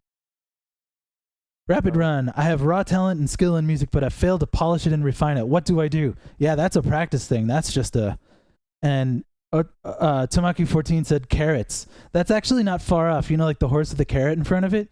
Give yourself carrots. Give yourself a thing to like chase. Say, I'm going to make a track that does this, that gets this accomplished. Yeah. I'm going to play this solo live and I'm going to practice it until I get it. That's a little carrot. And when you get that carrot and you like nail that thing, you get that piece down, you get that part down, you get it just right, you get to eat it and you get the endorphins squirting in your brain. It's the same chemical that you get when you take heroin. So you don't need drugs to do that. You literally get the same exact chemical. See? You get literally scientifically high. See? The same way you do on a drug when you do something right and you get that, I did it. Yeah. It's the same chemical. So just say no. If you want to get high, music is a way to do it without putting anything in your mouth, you know. See. Like it. Winners may do drugs, but they don't have to. They don't have to. You can do you can get that feeling just by giving yourself a carrot and then reaching it. Yeah. Actually getting to that peak, saying, I got a bass line down. I freaking did it. It's awesome. It's like super tight. I'm so happy about this bass line. I know I'm going to hate it in about 6 months, you know, because I could do something better then, but you know, you hear your old songs recorded and you're just like, right. You know? Yeah. But that's a good kind of, it's like seeing your awkward family photos, you know, you're just like, man, we were really wearing those sweaters back then. All as a family. Oh, man, we were doing it. We doubled down on that shit, you know? It's a familial kind of cringe. You're like, well, you know, it's me, so I'm okay with it. Yeah. Sitting in your own funk here. Man, I need to shower. I showered this morning, but I've been sweating all day. We need to build a shower here. Get that. We need a washing machine too. We're against it because if we get that, we can literally live here and never have to go home. Pretty much do anyway. I know, we already do. That's the thing. So I want to discourage that. So we at least have to get out to do our laundry or whatever, you know. But yeah, throw yourself at it no matter how frustrating it seems, because I'm sitting here as living proof that if you throw yourself at it and screw up and feel like you're inadequate for long enough and yet don't give up, you will get the skills that you wanted, and then promptly realize that they weren't the skills you needed, but you know how to start on the road to get there. At least, you know, it's you will get as good as you think you want to be right now, and then you'll realize, shit, I want to be way better. Like that isn't enough. It's not good enough to just be able to understand this chord progression or to be able to make this kind of music, you know. You have to move up from that. So, but just getting to that point is never stop. Throw yourself at it. Just never say I don't have it in me. Never say I don't have the talent. Just say, you know what? I don't have the skill yet. I'm going to. It's not happening yet, but you know, let me read a thing. Let me go to a wiki and let me just read a thing on an article on something that I kind of feel a little bit weird about not understanding yet. Something that I'm insecure about, like a certain kind of harmony or a certain kind of a composer that you hear people talk about, but you've never heard their music. Like, go listen to it, enrich yourself in some way. And having taken that me time to do that, It's going to make you feel more confident because you treated yourself well. You gave yourself something. You're like, I learned a thing. I'm feeling good. I want to put that knowledge to use, or not even put that knowledge to use, but just make a thing because I'm feeling good about having learned, you know? Mm-hmm. It's a positive feedback loop. So the faster you can establish that, the faster you can get into that mental state where you're like writing a song every day, where you're just bitten by the bug. I got that when I was in high school. And for me, unfortunately, it was lethal to my high school education, and I dropped the hell out. But I don't recommend that to anyone else unless you got a really solid backup plan of working retail jobs for like 10 years before anyone's going to take you seriously as a dropout. So you better freaking be prepared if you're going to go that route. I would advise going to school for music if you can, if you got the opportunity. And if not, go to school for something and study the hell out of music while you're there. Take it as a minor or something like that. But don't leave the music out. Just never leave it out. Start a band. Do something. Start a band that studies theory, that reads scores together. Why not? If you don't know right now, you're going to know after about a week. Yeah. You're going to get the basics. You'll be able to follow along where the notes are going. You can teach yourself to read in like band teachers do it in a week, like routinely for 30 years straight. They teach kids how to read music all the time. It's not that hard to teach yourself. So if you don't know, if you're not up on the conventional theory and you want to be, like, hang out here. We're gonna get you motivated. But do as I say, not as I do, which right now is not doing any music. I haven't written a single note of this. It's all in my head right now. This sucks. That's best. I've just been ranting. When it comes out, honest. You know? Well, I got to get it out of my system because I'm like overloading right now. Man, I know that. I'm so happy that there's people here that want to learn, that they're hyped about this stuff. Yup. Even just doing it, just making a thing is going to teach somebody something. Even if it's don't become a game composer. Man. Nah, I joke a lot, but this is the job I always wanted. And since I was 6 and decided I didn't actually want to be a vet. What's up, bro? Hey. Robbie's here.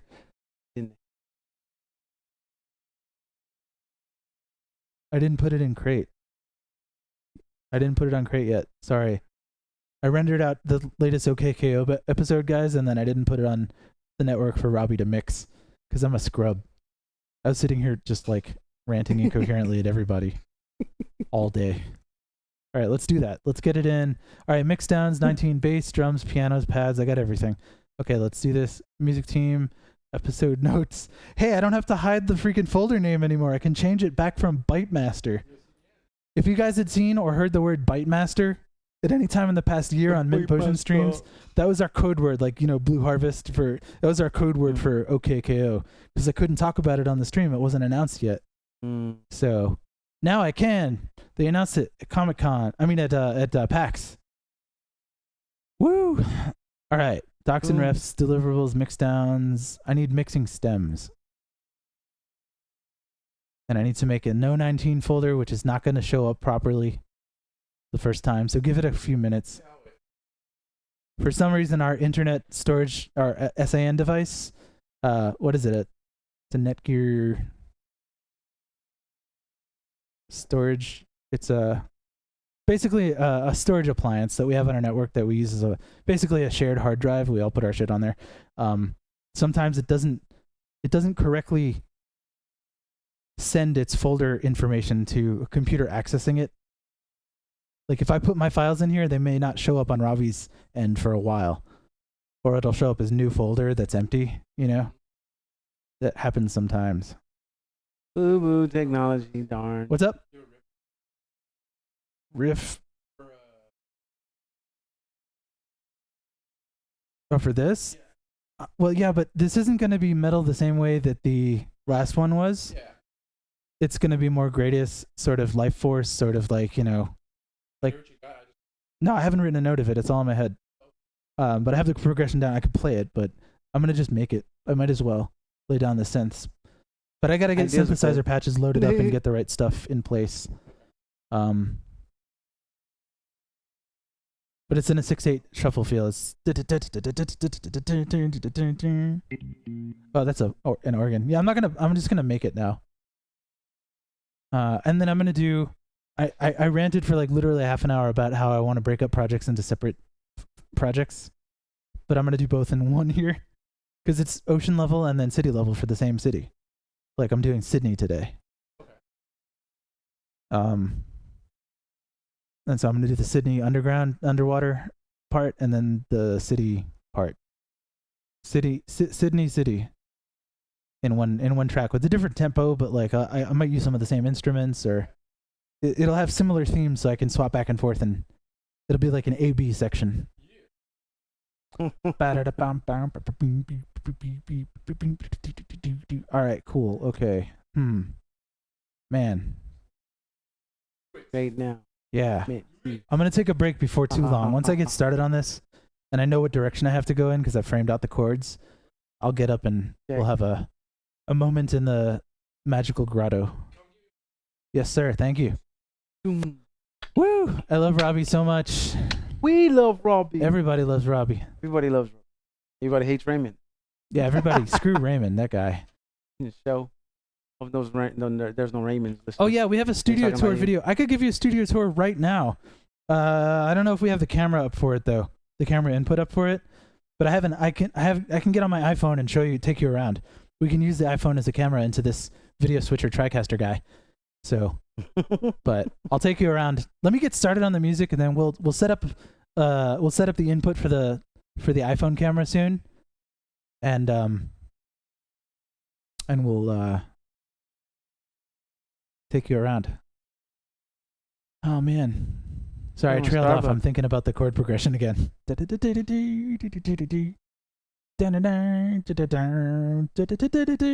way it modulates like that is cool. I don't do that a lot. Never let down. Goes from a third major to a third minor. That's about as dramatic as you can freaking get. That's the music equivalent of a horizontal wipe in Star Wars, where it's like it just wipes into the next section all dramatically. But also here, you know, it's like it puts it in a different place at that point. It's like but also you know, that's what the music is saying to you in the speech terms. Ben was talking to me yesterday. He's talking to me about how music is just probably humanity's first language. Like, it's somebody's language. It's everybody, you know, it's like the most natural, because everybody can hum, everybody can make a whistle, everybody can, you know, sound.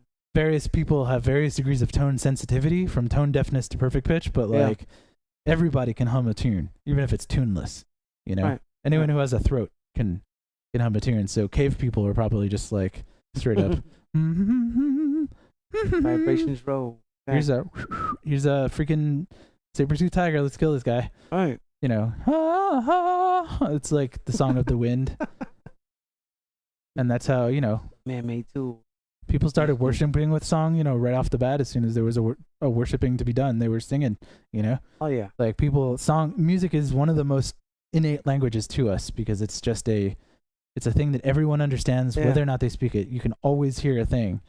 You know, triggers thoughts, emotions, and you can speak it with different accents. You can speak it with, you know, as an you can speak Indian musically, you know, and it's not just Indian, but it's North Indian. It's you know, where it's from Uttar Pradesh. It's like from a specific region. Limited spin-off. Yeah. And they have their own dialect of music. Unlimited. That's so crazy. It's like a pan-global language that you can always understand, but it may sound foreign to you, but you still get it fundamentally.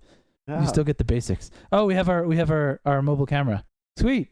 Nice. All right, let's take it around and let's go on wait, let's do that afterwards. I want to pause it for a bit. I want to start working on this thing.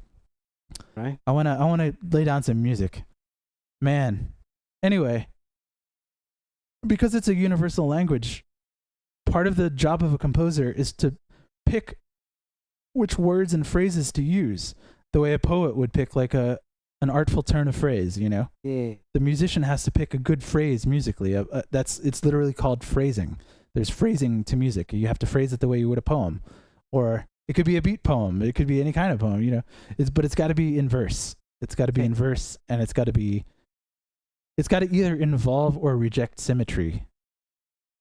So it has to either be balanced with resolutions and tension and break in the tension, or it's got to be free form. Okay. and just sort of rambling. And I don't usually write that kind of music where it's just rambling improv and it doesn't have a specific structure to it. Right. It's totally valid as music. But it's not usually, I usually go into it with a plan of, I'm going to execute a chord progression that cycles, that has I can wrap it back around. Because video game composer, you got to make it loop most of the time. If you don't make it loop, then it just fades out at the end and then fades back in again.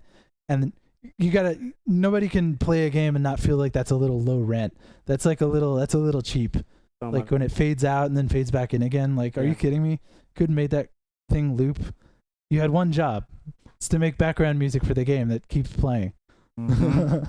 So I got to make something that wraps back around to the front and doesn't kill the listener.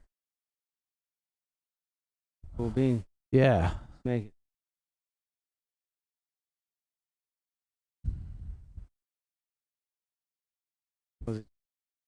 Was the red button record? What? Here. One of the buttons will start it recording and one pauses it. Got the red button here? Let me see. It's either live or not live. Yeah, it's going out now. Actually, that's really confusing. I can't tell if white or red is on. I think when you hit the red. I think red means it's on, yeah. Red is on? I think red is on. So if it's white, it's not on. It's on now. Yeah, the iPhone is lagging like crap. And to address that, we just built today, but we're not using yet, a separate LAN network, 10 gig Ethernet, a gigabit Ethernet LAN. Is it 10 gig or 1? The router is what's going to matter here. But to just do video, because I'm doing all the internet stuff and we're streaming on. That's that. Look at that. What? Oh yeah, look at that. Oh, hey mate. Yeah, we have all kinds of good. It's off. It's off still. Is it red or white? Going back and forth. The dot is white. The framing is going from red to green. Man. It's off. It's off. Well, we'll do a studio tour in a minute. I'm gonna get some chords laid down, but I need to load up synths first. There's an order to this. I gotta load up a good comp synth lead that's gonna be useful for doing the main chord, the chord stabs. And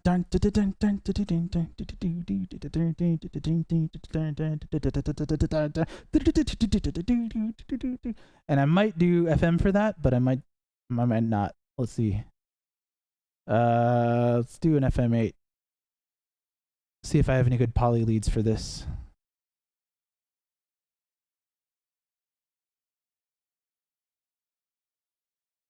I need a new bus. This isn't enough. I'm going to cancel this and make a new bus. A bus is this thing down here. See these group tracks here? These function as buses virtually. Huh? I can route any synthesizer into any one of these. So drums main, drums kick, drum snare. I can send any of these, like bass guitar, or Rhodes piano, or solo violin, or whatever. I can send them to the right place in here. Orchestra or pianos. And then I can solo this and hear only those, like only the piano tracks. So you said those were buses? Yeah. No, they're called group tracks in Cubase, but this is just this software calling them group tracks. They function the same way like a mixer would have buses on it that do the same thing as this. It's like you could just have eight outputs and send whatever you want. Have a DJ Q mix, have whatever you want going out to whatever channels you want. Channels, you could send one thing to all the channels or one of them or none of them, whatever, Yeah. So just saying, man, they don't look long and yellow. But I only have leads, pads. I need to change Vaporwave because I don't have a Vaporwave track in here. This was for a cartoon episode, so I'm gonna change Vaporwave to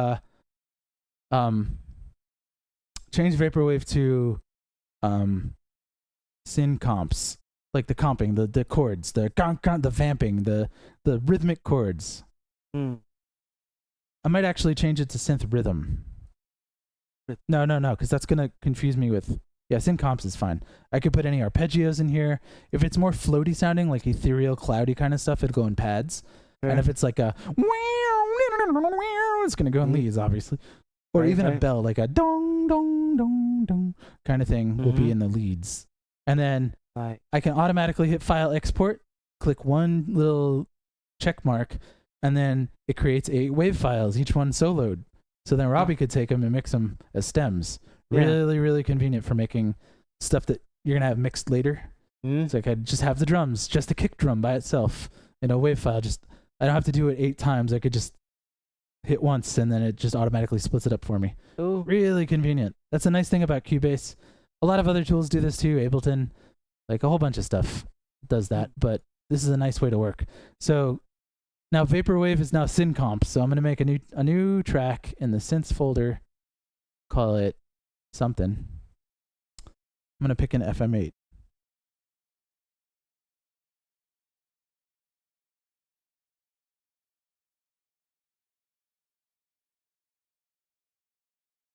What was I just saying? I got to put on the right channel here. Okay, cool. Got an FM8. Let's call this main chord comp. Cool. Okay, dokie. Okay, dokie. Let's go to synth leads. Hang on, I can see it better over here. Let me plot through it. I'm picking in. That's pretty close actually to what I want.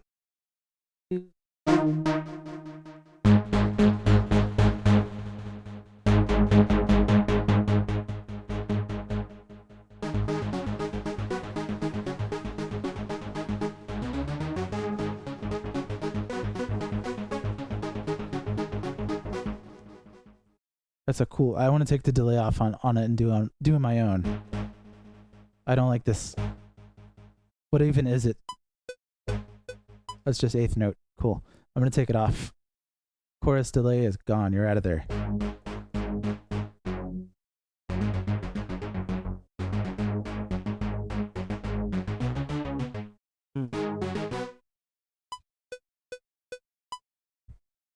All right.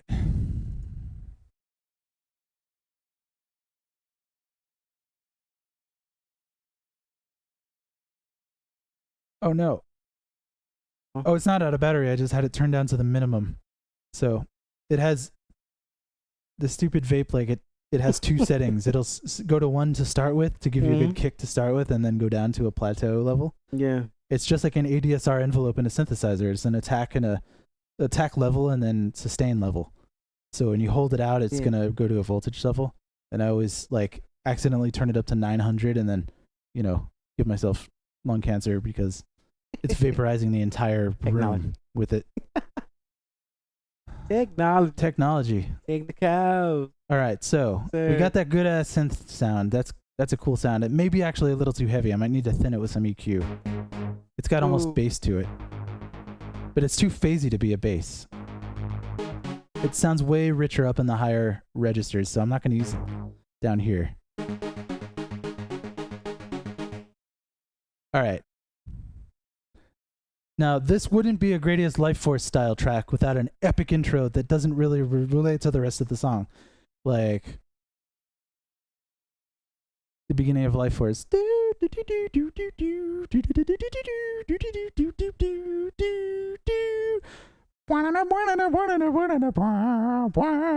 the original Life Force. The intro fanfare is kind of not even, they just don't even like really hint at it much later. So I'm going to do I got to come up with a cool fanfare chords that lands me at the right spot to start with the Let's see. All right, let's see.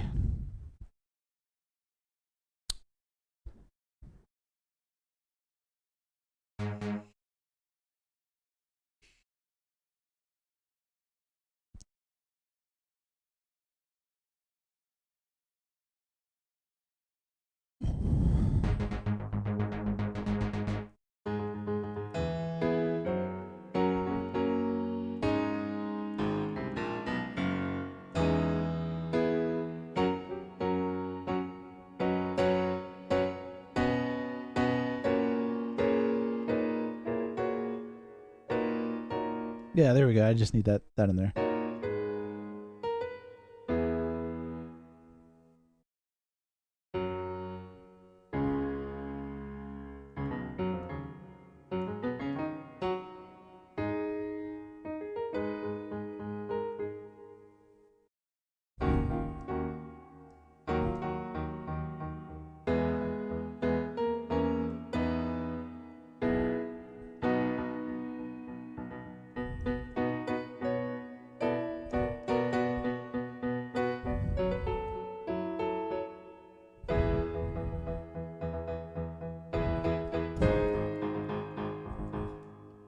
we can do a whole lot with that.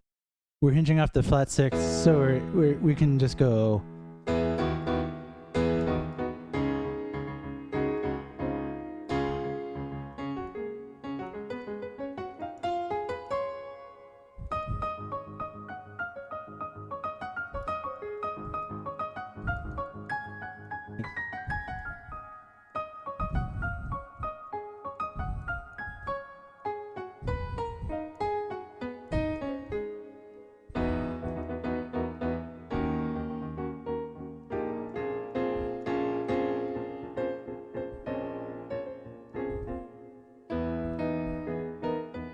We're not going to go into the love you chorus. Nice block. Yo. All right, so So proper. Look.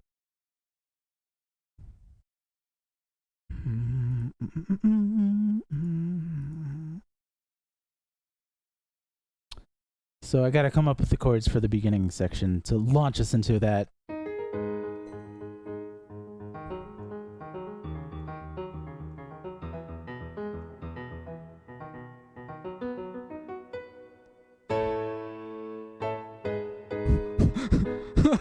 No.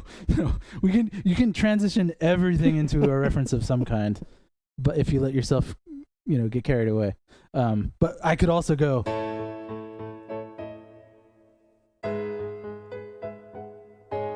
We can do all kinds of interesting turns off of that one part there.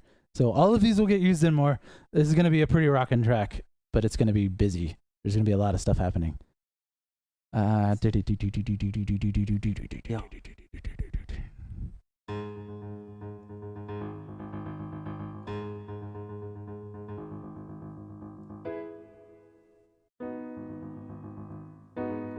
Dreaming. Map. Why is that dude holding the phone up? Get a backer. Jake's head.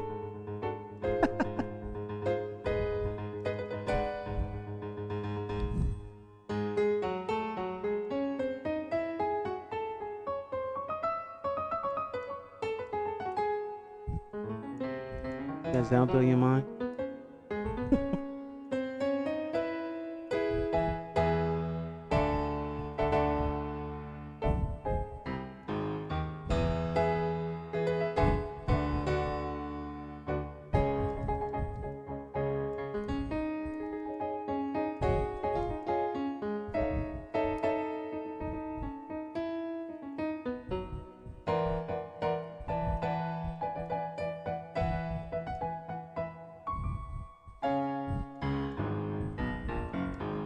All right, so we have all these big epic movements coming here. So, okay. Let's get down to business here. I gotta come up with the beginning part to smooth this in. I've got like 5 candidates, and I've got to narrow it down, and they're not ripe enough yet where I can play them confidently. So I gotta be like, Camera. What's up? Camera. Which one? Become This? set. No. If it's on the screen, you can see it on this. Anything going live to the audience is right on the screen. Okay. So this is streaming. Let's see. You're asking why I'm holding in your back shot.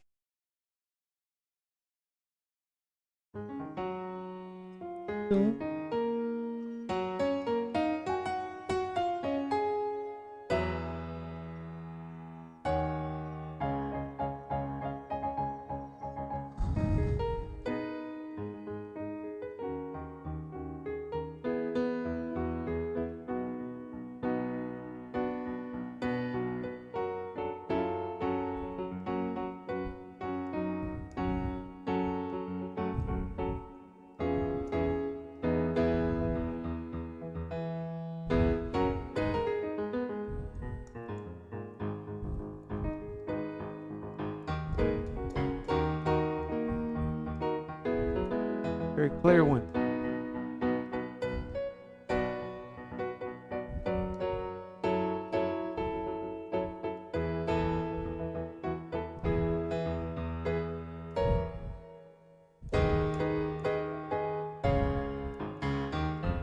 Yeah, there's so many different ways we could take it after that. That's not the hard part. It writes itself after that because there's like 15 different chord directions I could take this that are all valid.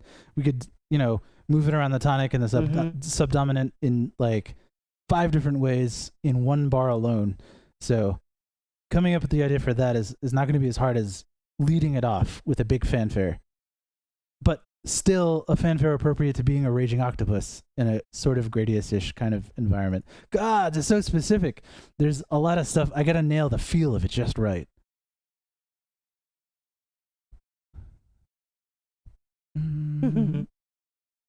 Hey.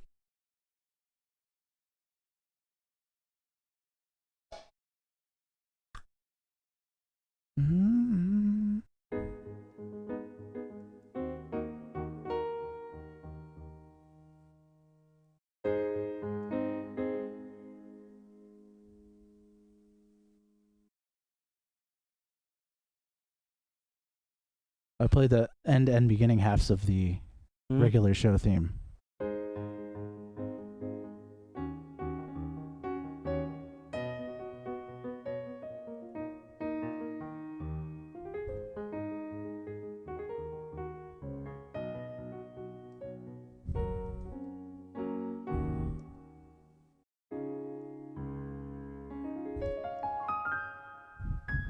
Thank you. I'm here all night. Don't clap, throw money. So that's not going to work as a fanfare.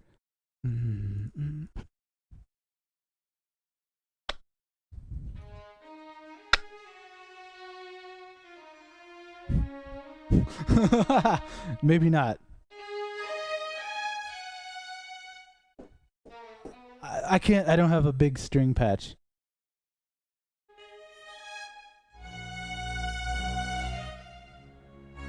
I can't do it with the mod wheel. I need to get a pedal so that I can. I have one, but it works on this keyboard and not this one. And then there's no switch. Damn it. Okay. I got to come up with a good ass intro line here. A really solid melody. Oh, wait. Oh, hell yeah. I can use the one that I was obsessing over for the 2 hours before it just came to me. That part just, I was thinking of something totally different before I sat down, like for the past 2 hours of me like do that too, running outside. Yeah. Huh? And then I was like, damn it, man. The ending of this just isn't writing itself. It just seems too epic. It needs to lead into something more. Man, I can't use that as a main melody, but I could use it as an intro. Yep. And that's when the creativity, that's what I'm talking about. See?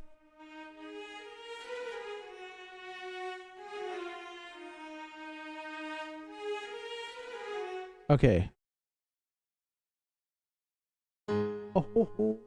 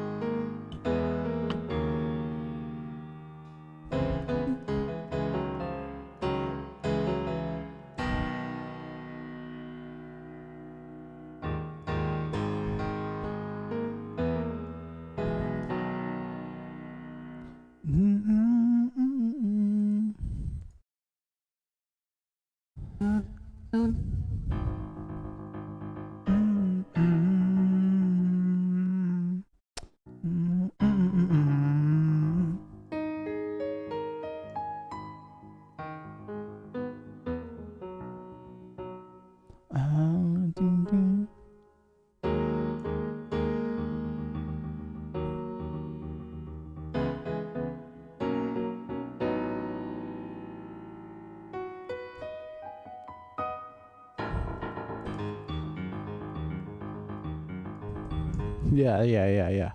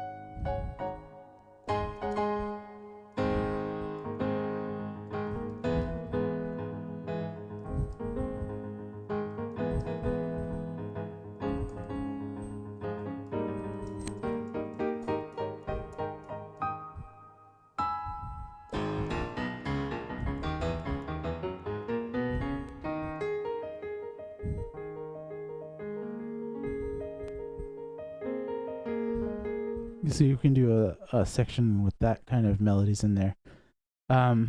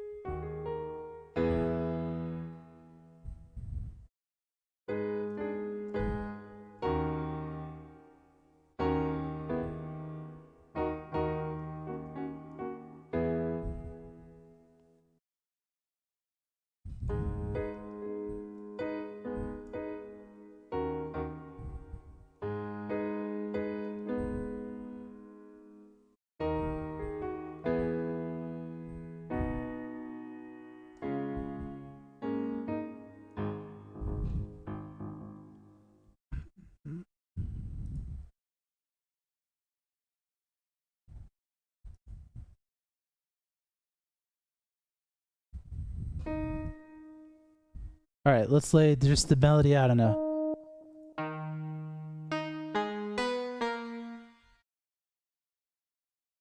Let's find a better piano patch for this.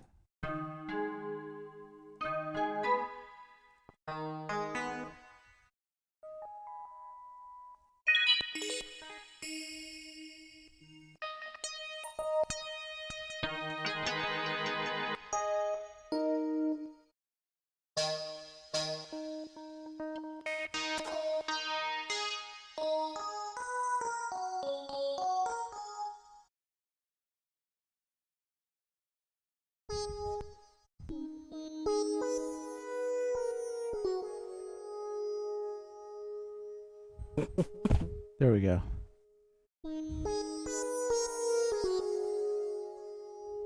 It even has the Right. Oh. because it has the offset.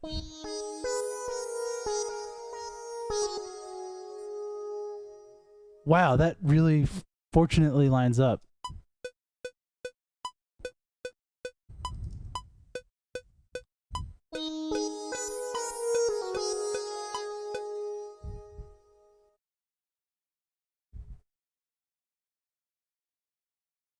Oh, already off to a good start. None of my stuff is going to be lining up. Oh, because triplets. Hey. Nice.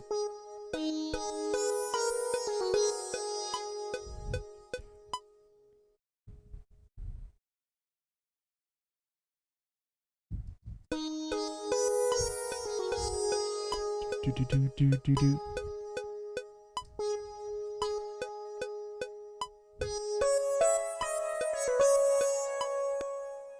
Huh. Mm. Mm, mm, mm, mm, mm.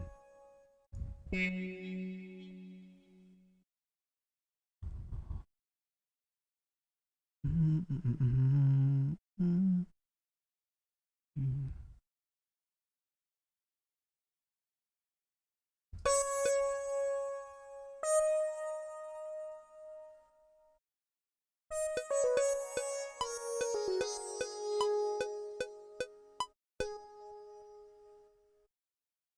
Oh, I was like, what the hell is that drone synth happening?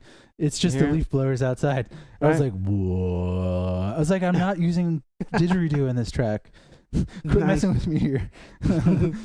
Nice. It was just the leaf blowers. They sound like freaking air raid sirens, but in the there's like grassy area that they're always leaf blowing behind my house, and then like I wake up in the morning to I'm like, no, take cover. But it's just a bunch of leaf blowers kind of blowing in unison off in the distance. Like, it's really creepy. It's a really gross, like, blaring sound to wake up to on a Saturday morning. Just let the leaves sit there. I don't care. You don't have to blow them.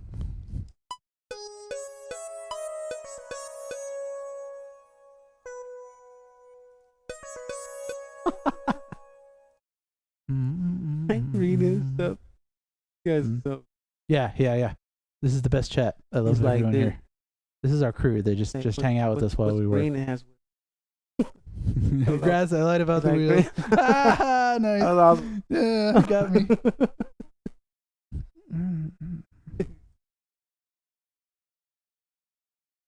Okay, so.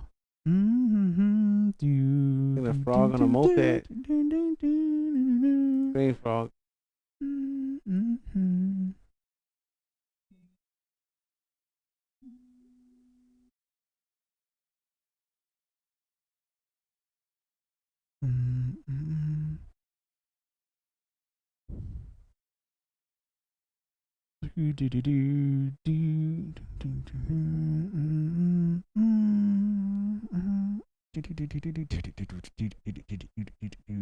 Yeah.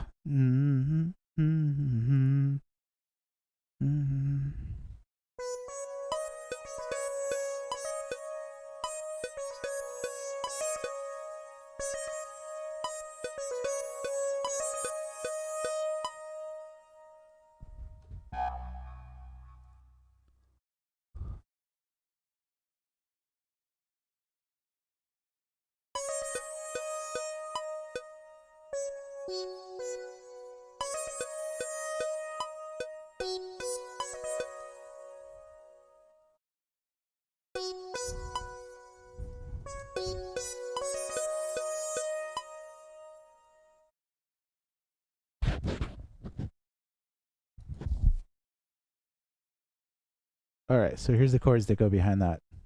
I'm not gonna play them in the piano, but I just got to get a hold of them.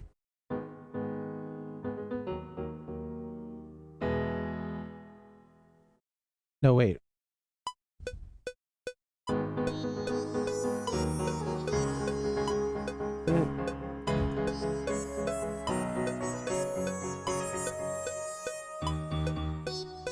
Oh, wait. Yeah.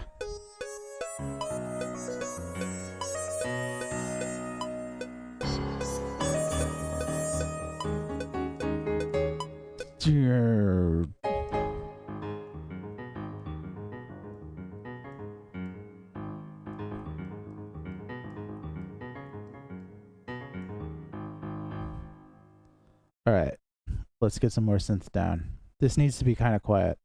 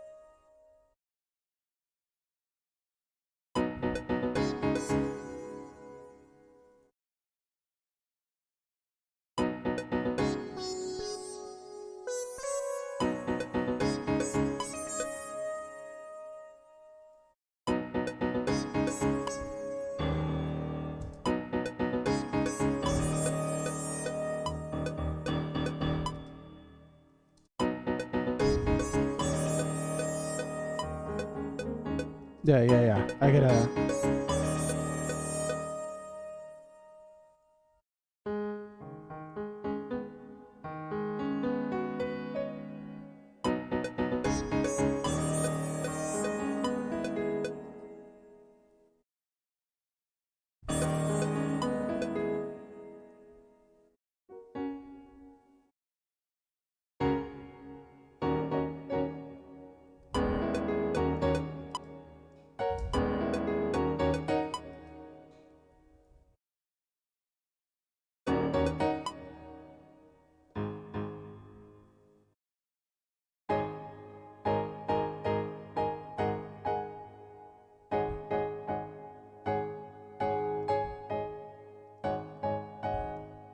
Got to get the right chord flavor for that. And that's going to be good enough. Just a simple. All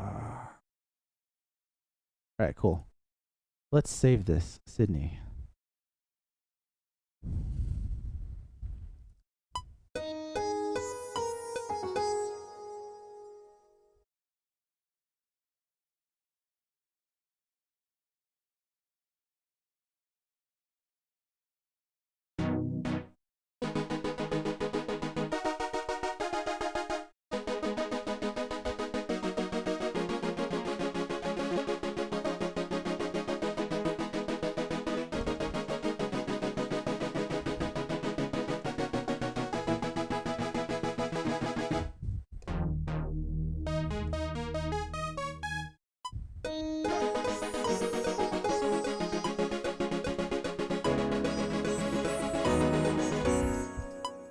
Okay, cool.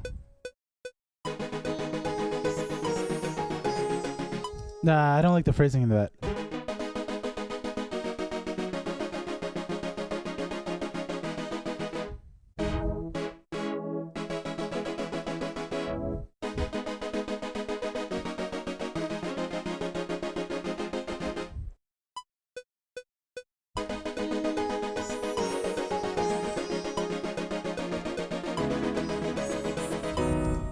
I gotta play it cleanly.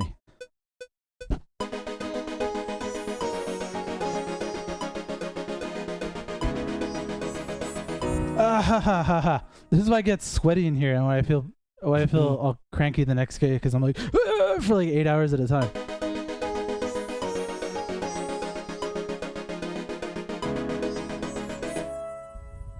All right. Now I want to make these all the same length, fixed lengths. Yeah. And then we just make them short that way.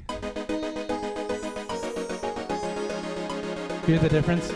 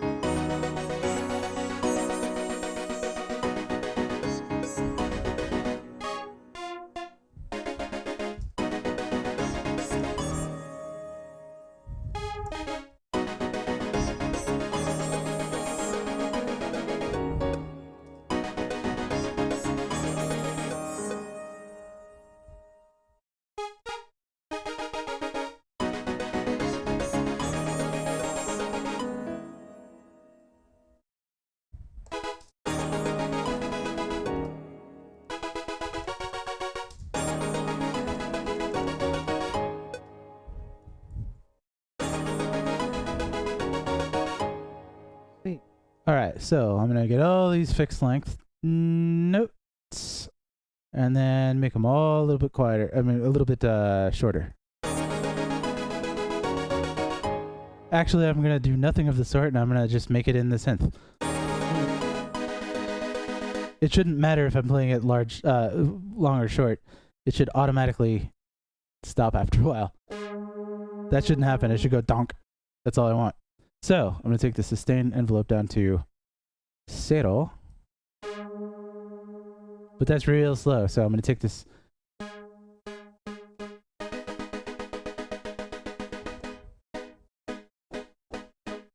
So now it doesn't matter if I hit it soft or hard.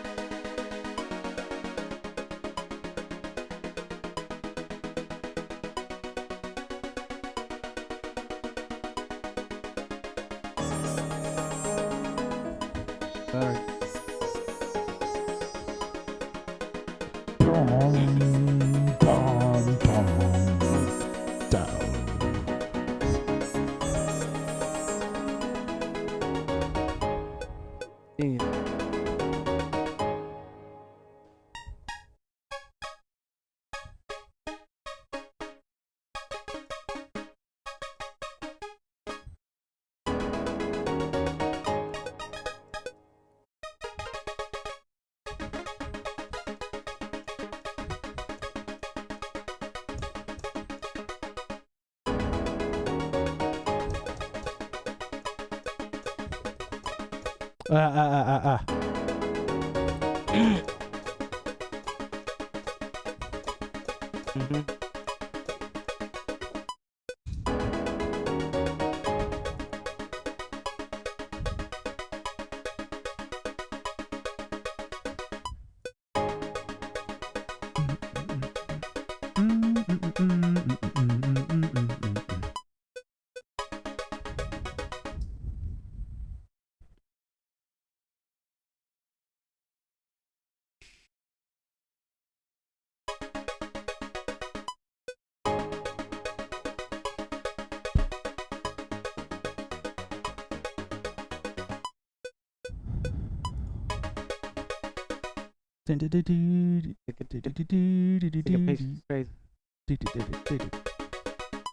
Um.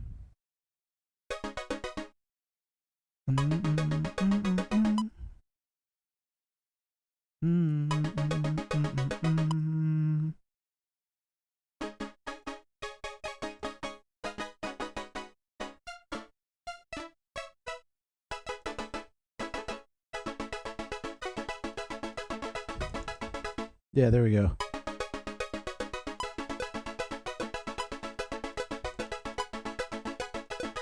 I lost it.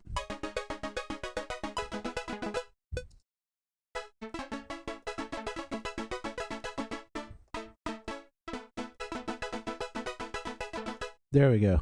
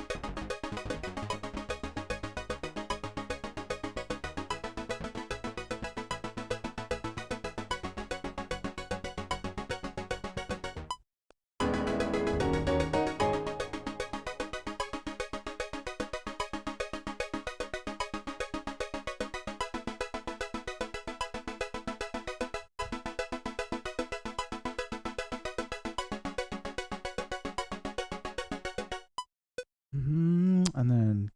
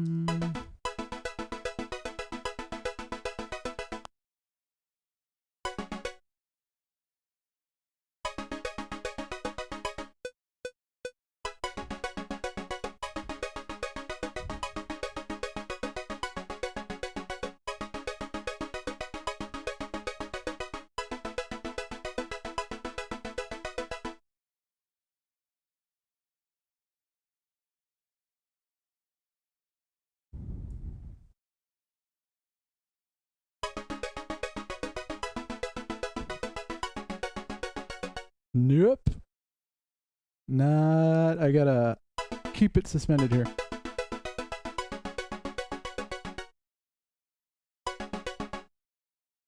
I can split it up by beats.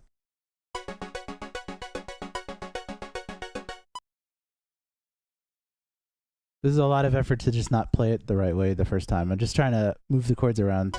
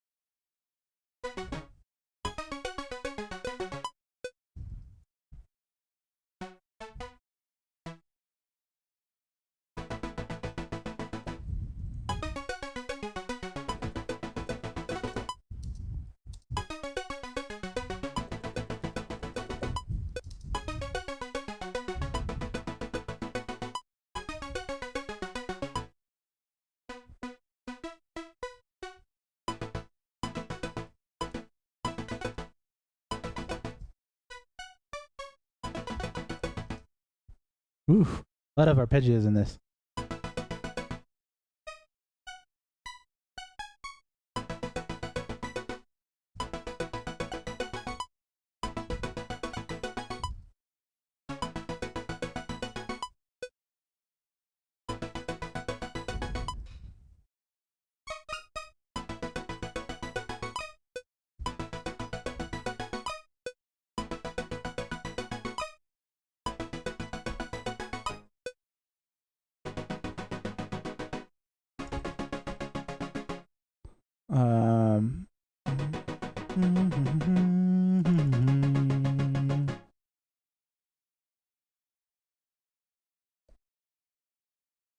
Oh yeah, yeah.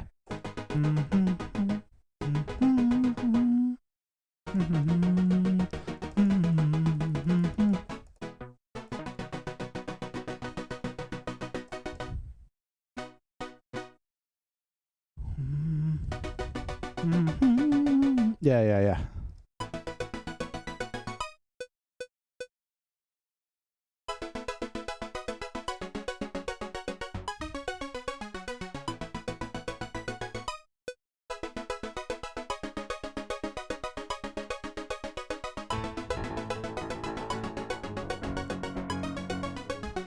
Ah.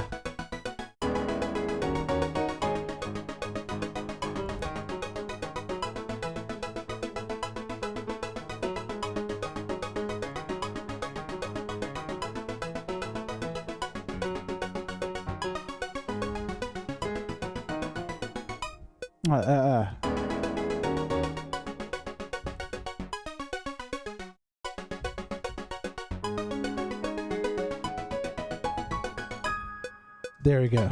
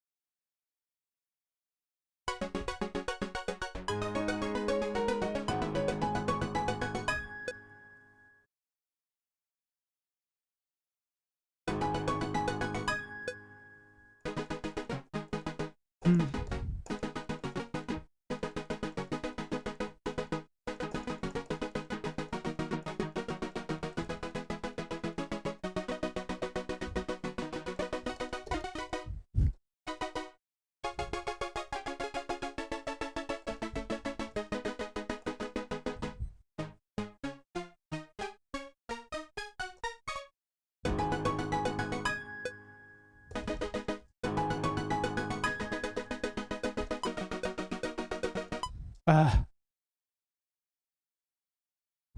Mm, mm, mm.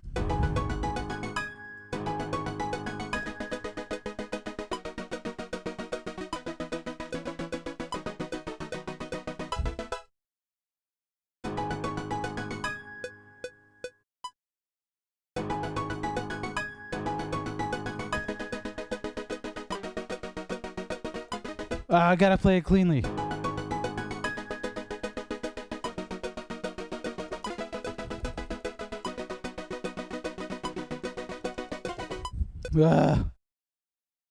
Good enough. Yay, call it good.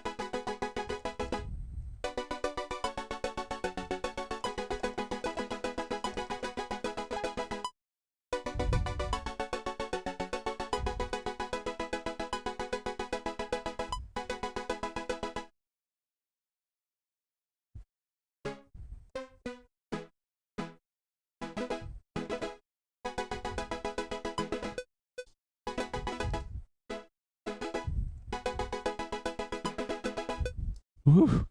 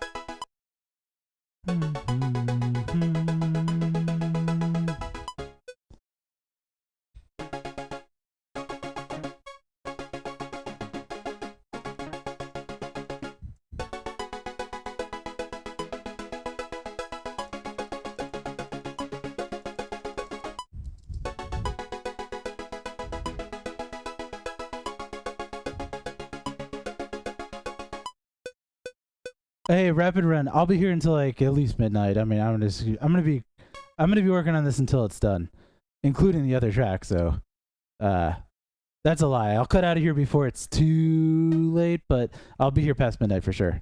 I'm just getting started now. I'm just starting to get the sheen of sweat around me, where I'm just like, you know what? I'm stewing in it. I might as well not switch gears, because long as I'm all messed up like this, I might as well just keep going. Woo! You can see I'm starting to get all sweaty all over the place. This is gross. Hey, getting fired up working on this.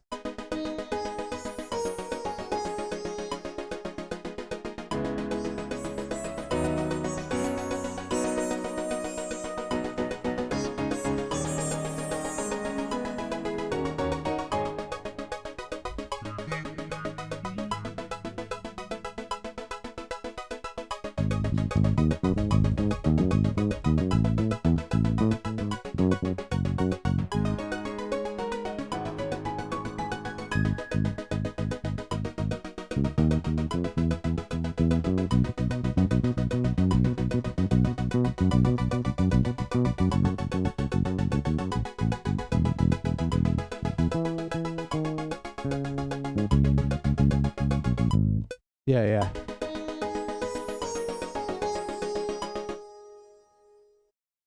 So let's get these. I can do better.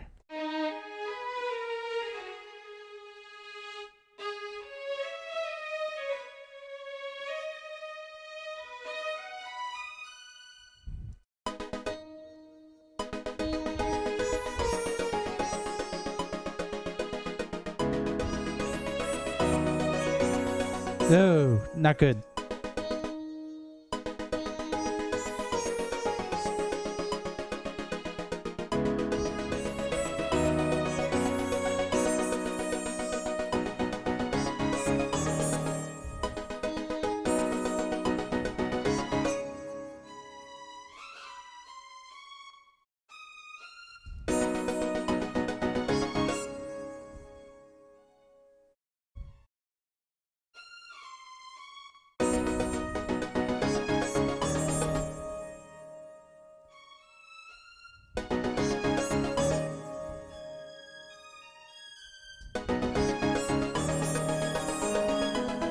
Whoops.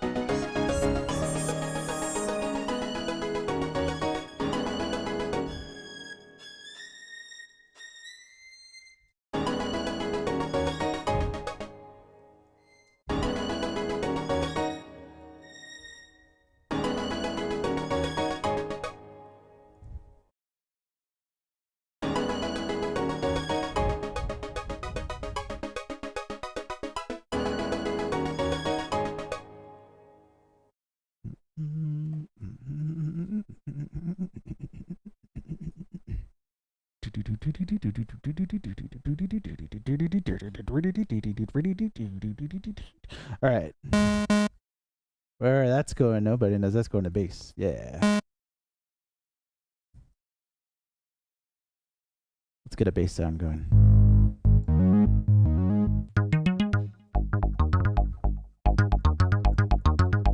That's a little too plonky. Come on.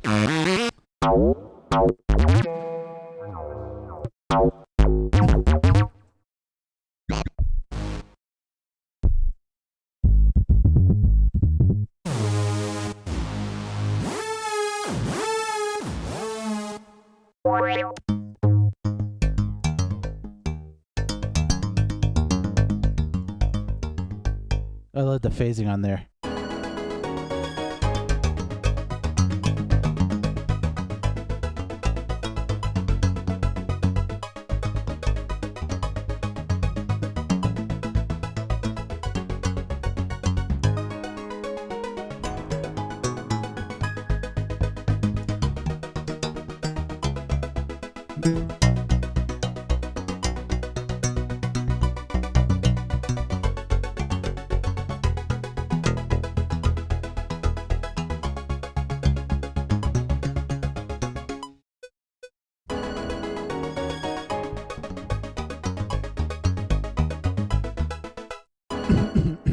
I need something a little less, maybe I can tweak this one.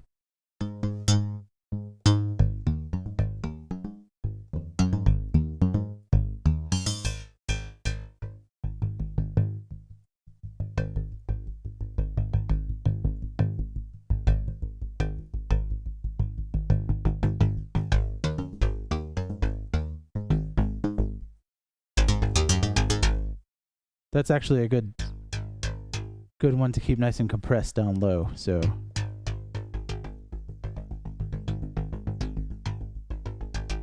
It responds too much to velocity though, for comfort.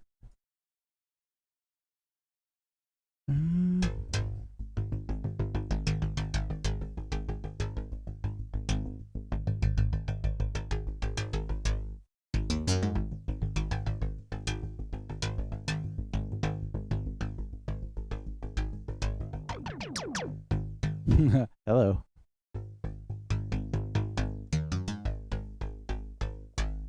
All right, I need to make the voicing. Sorry, I'm playing around with it while I tweak stuff. Unison 1, legato, monophonic.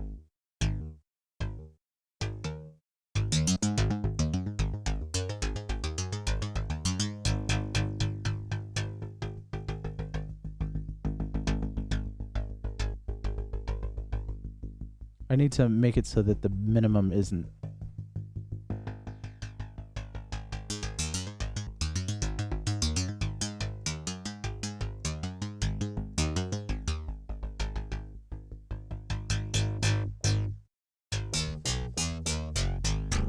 That's such a punchy bass, jeez.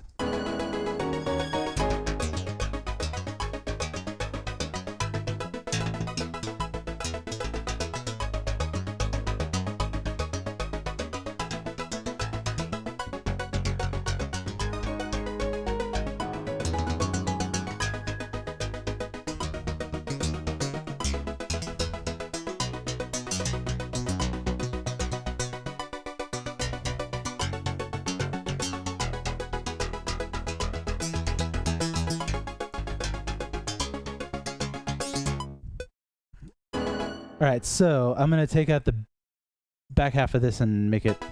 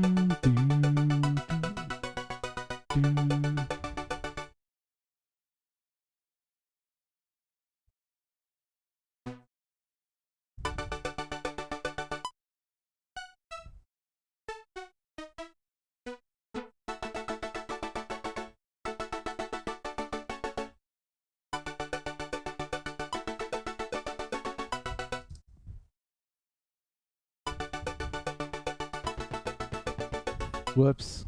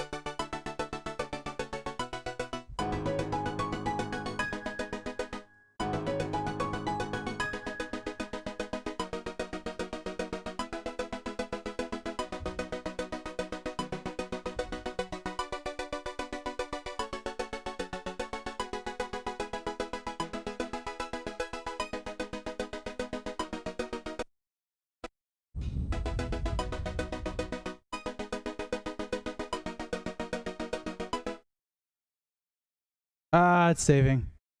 It'll do that every now and then.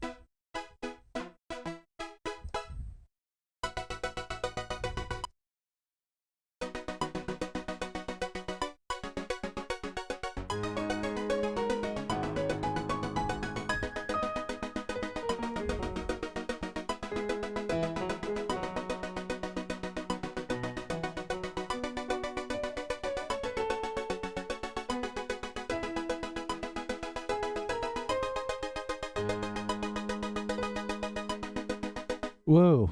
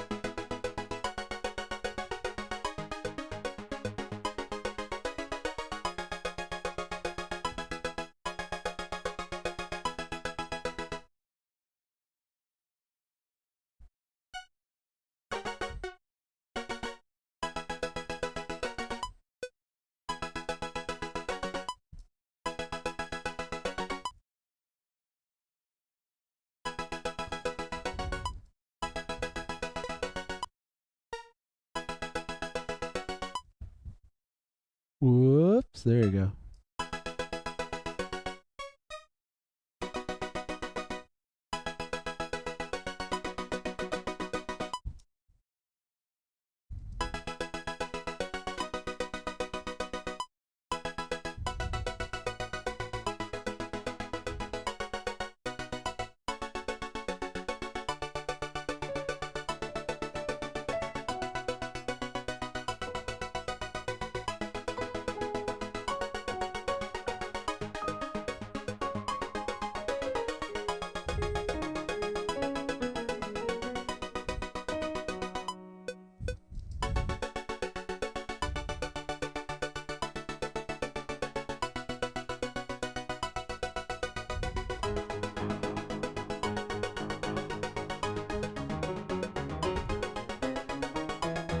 Whoa.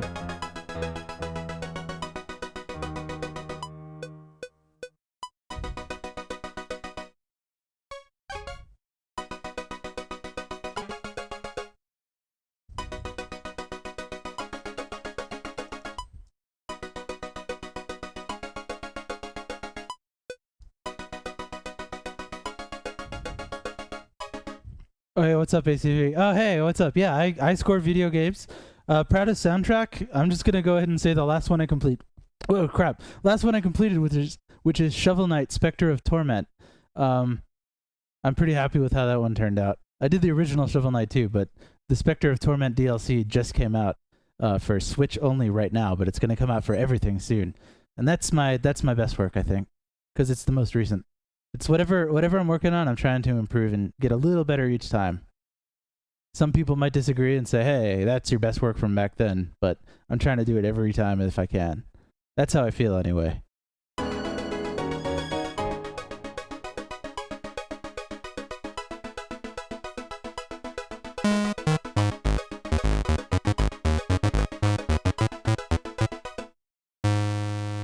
I gotta make a bass.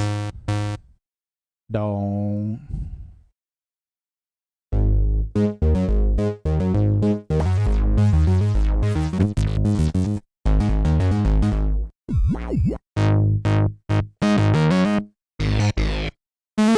Oh, come on. A little too basic.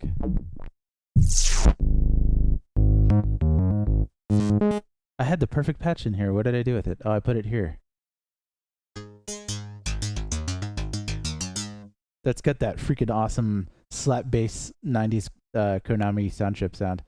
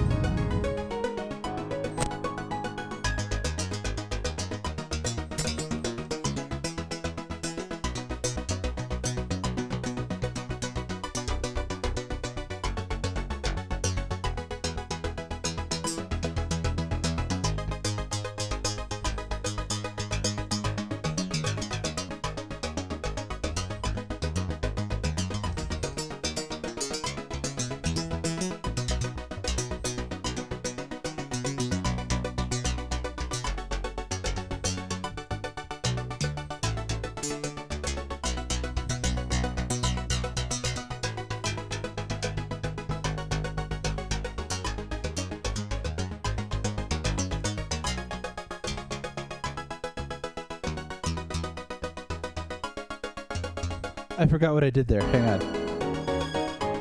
Let me just get this one section at a time.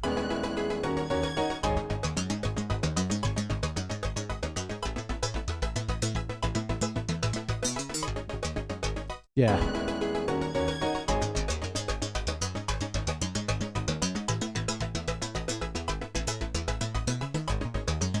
Come on, I can play this cleanly.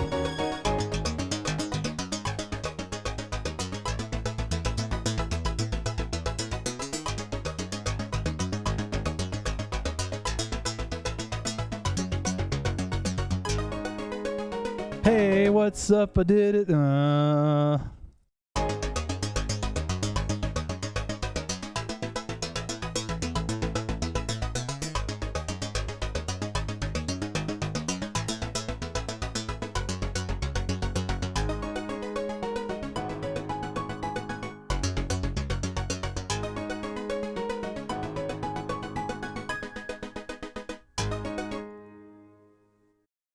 I don't like the bass pedaling in.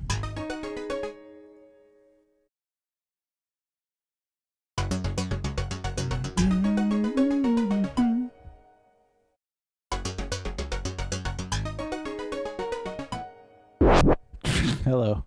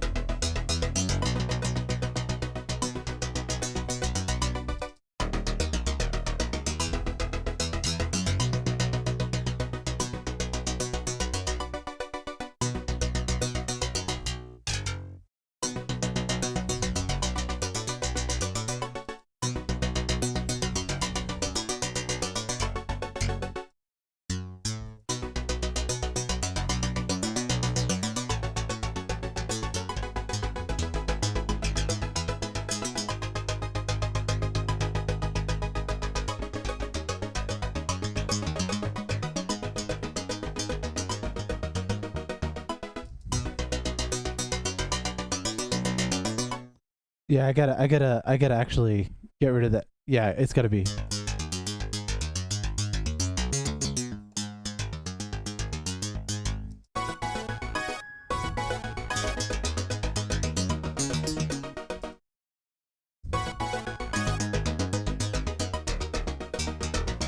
Yeah, that's gotta be.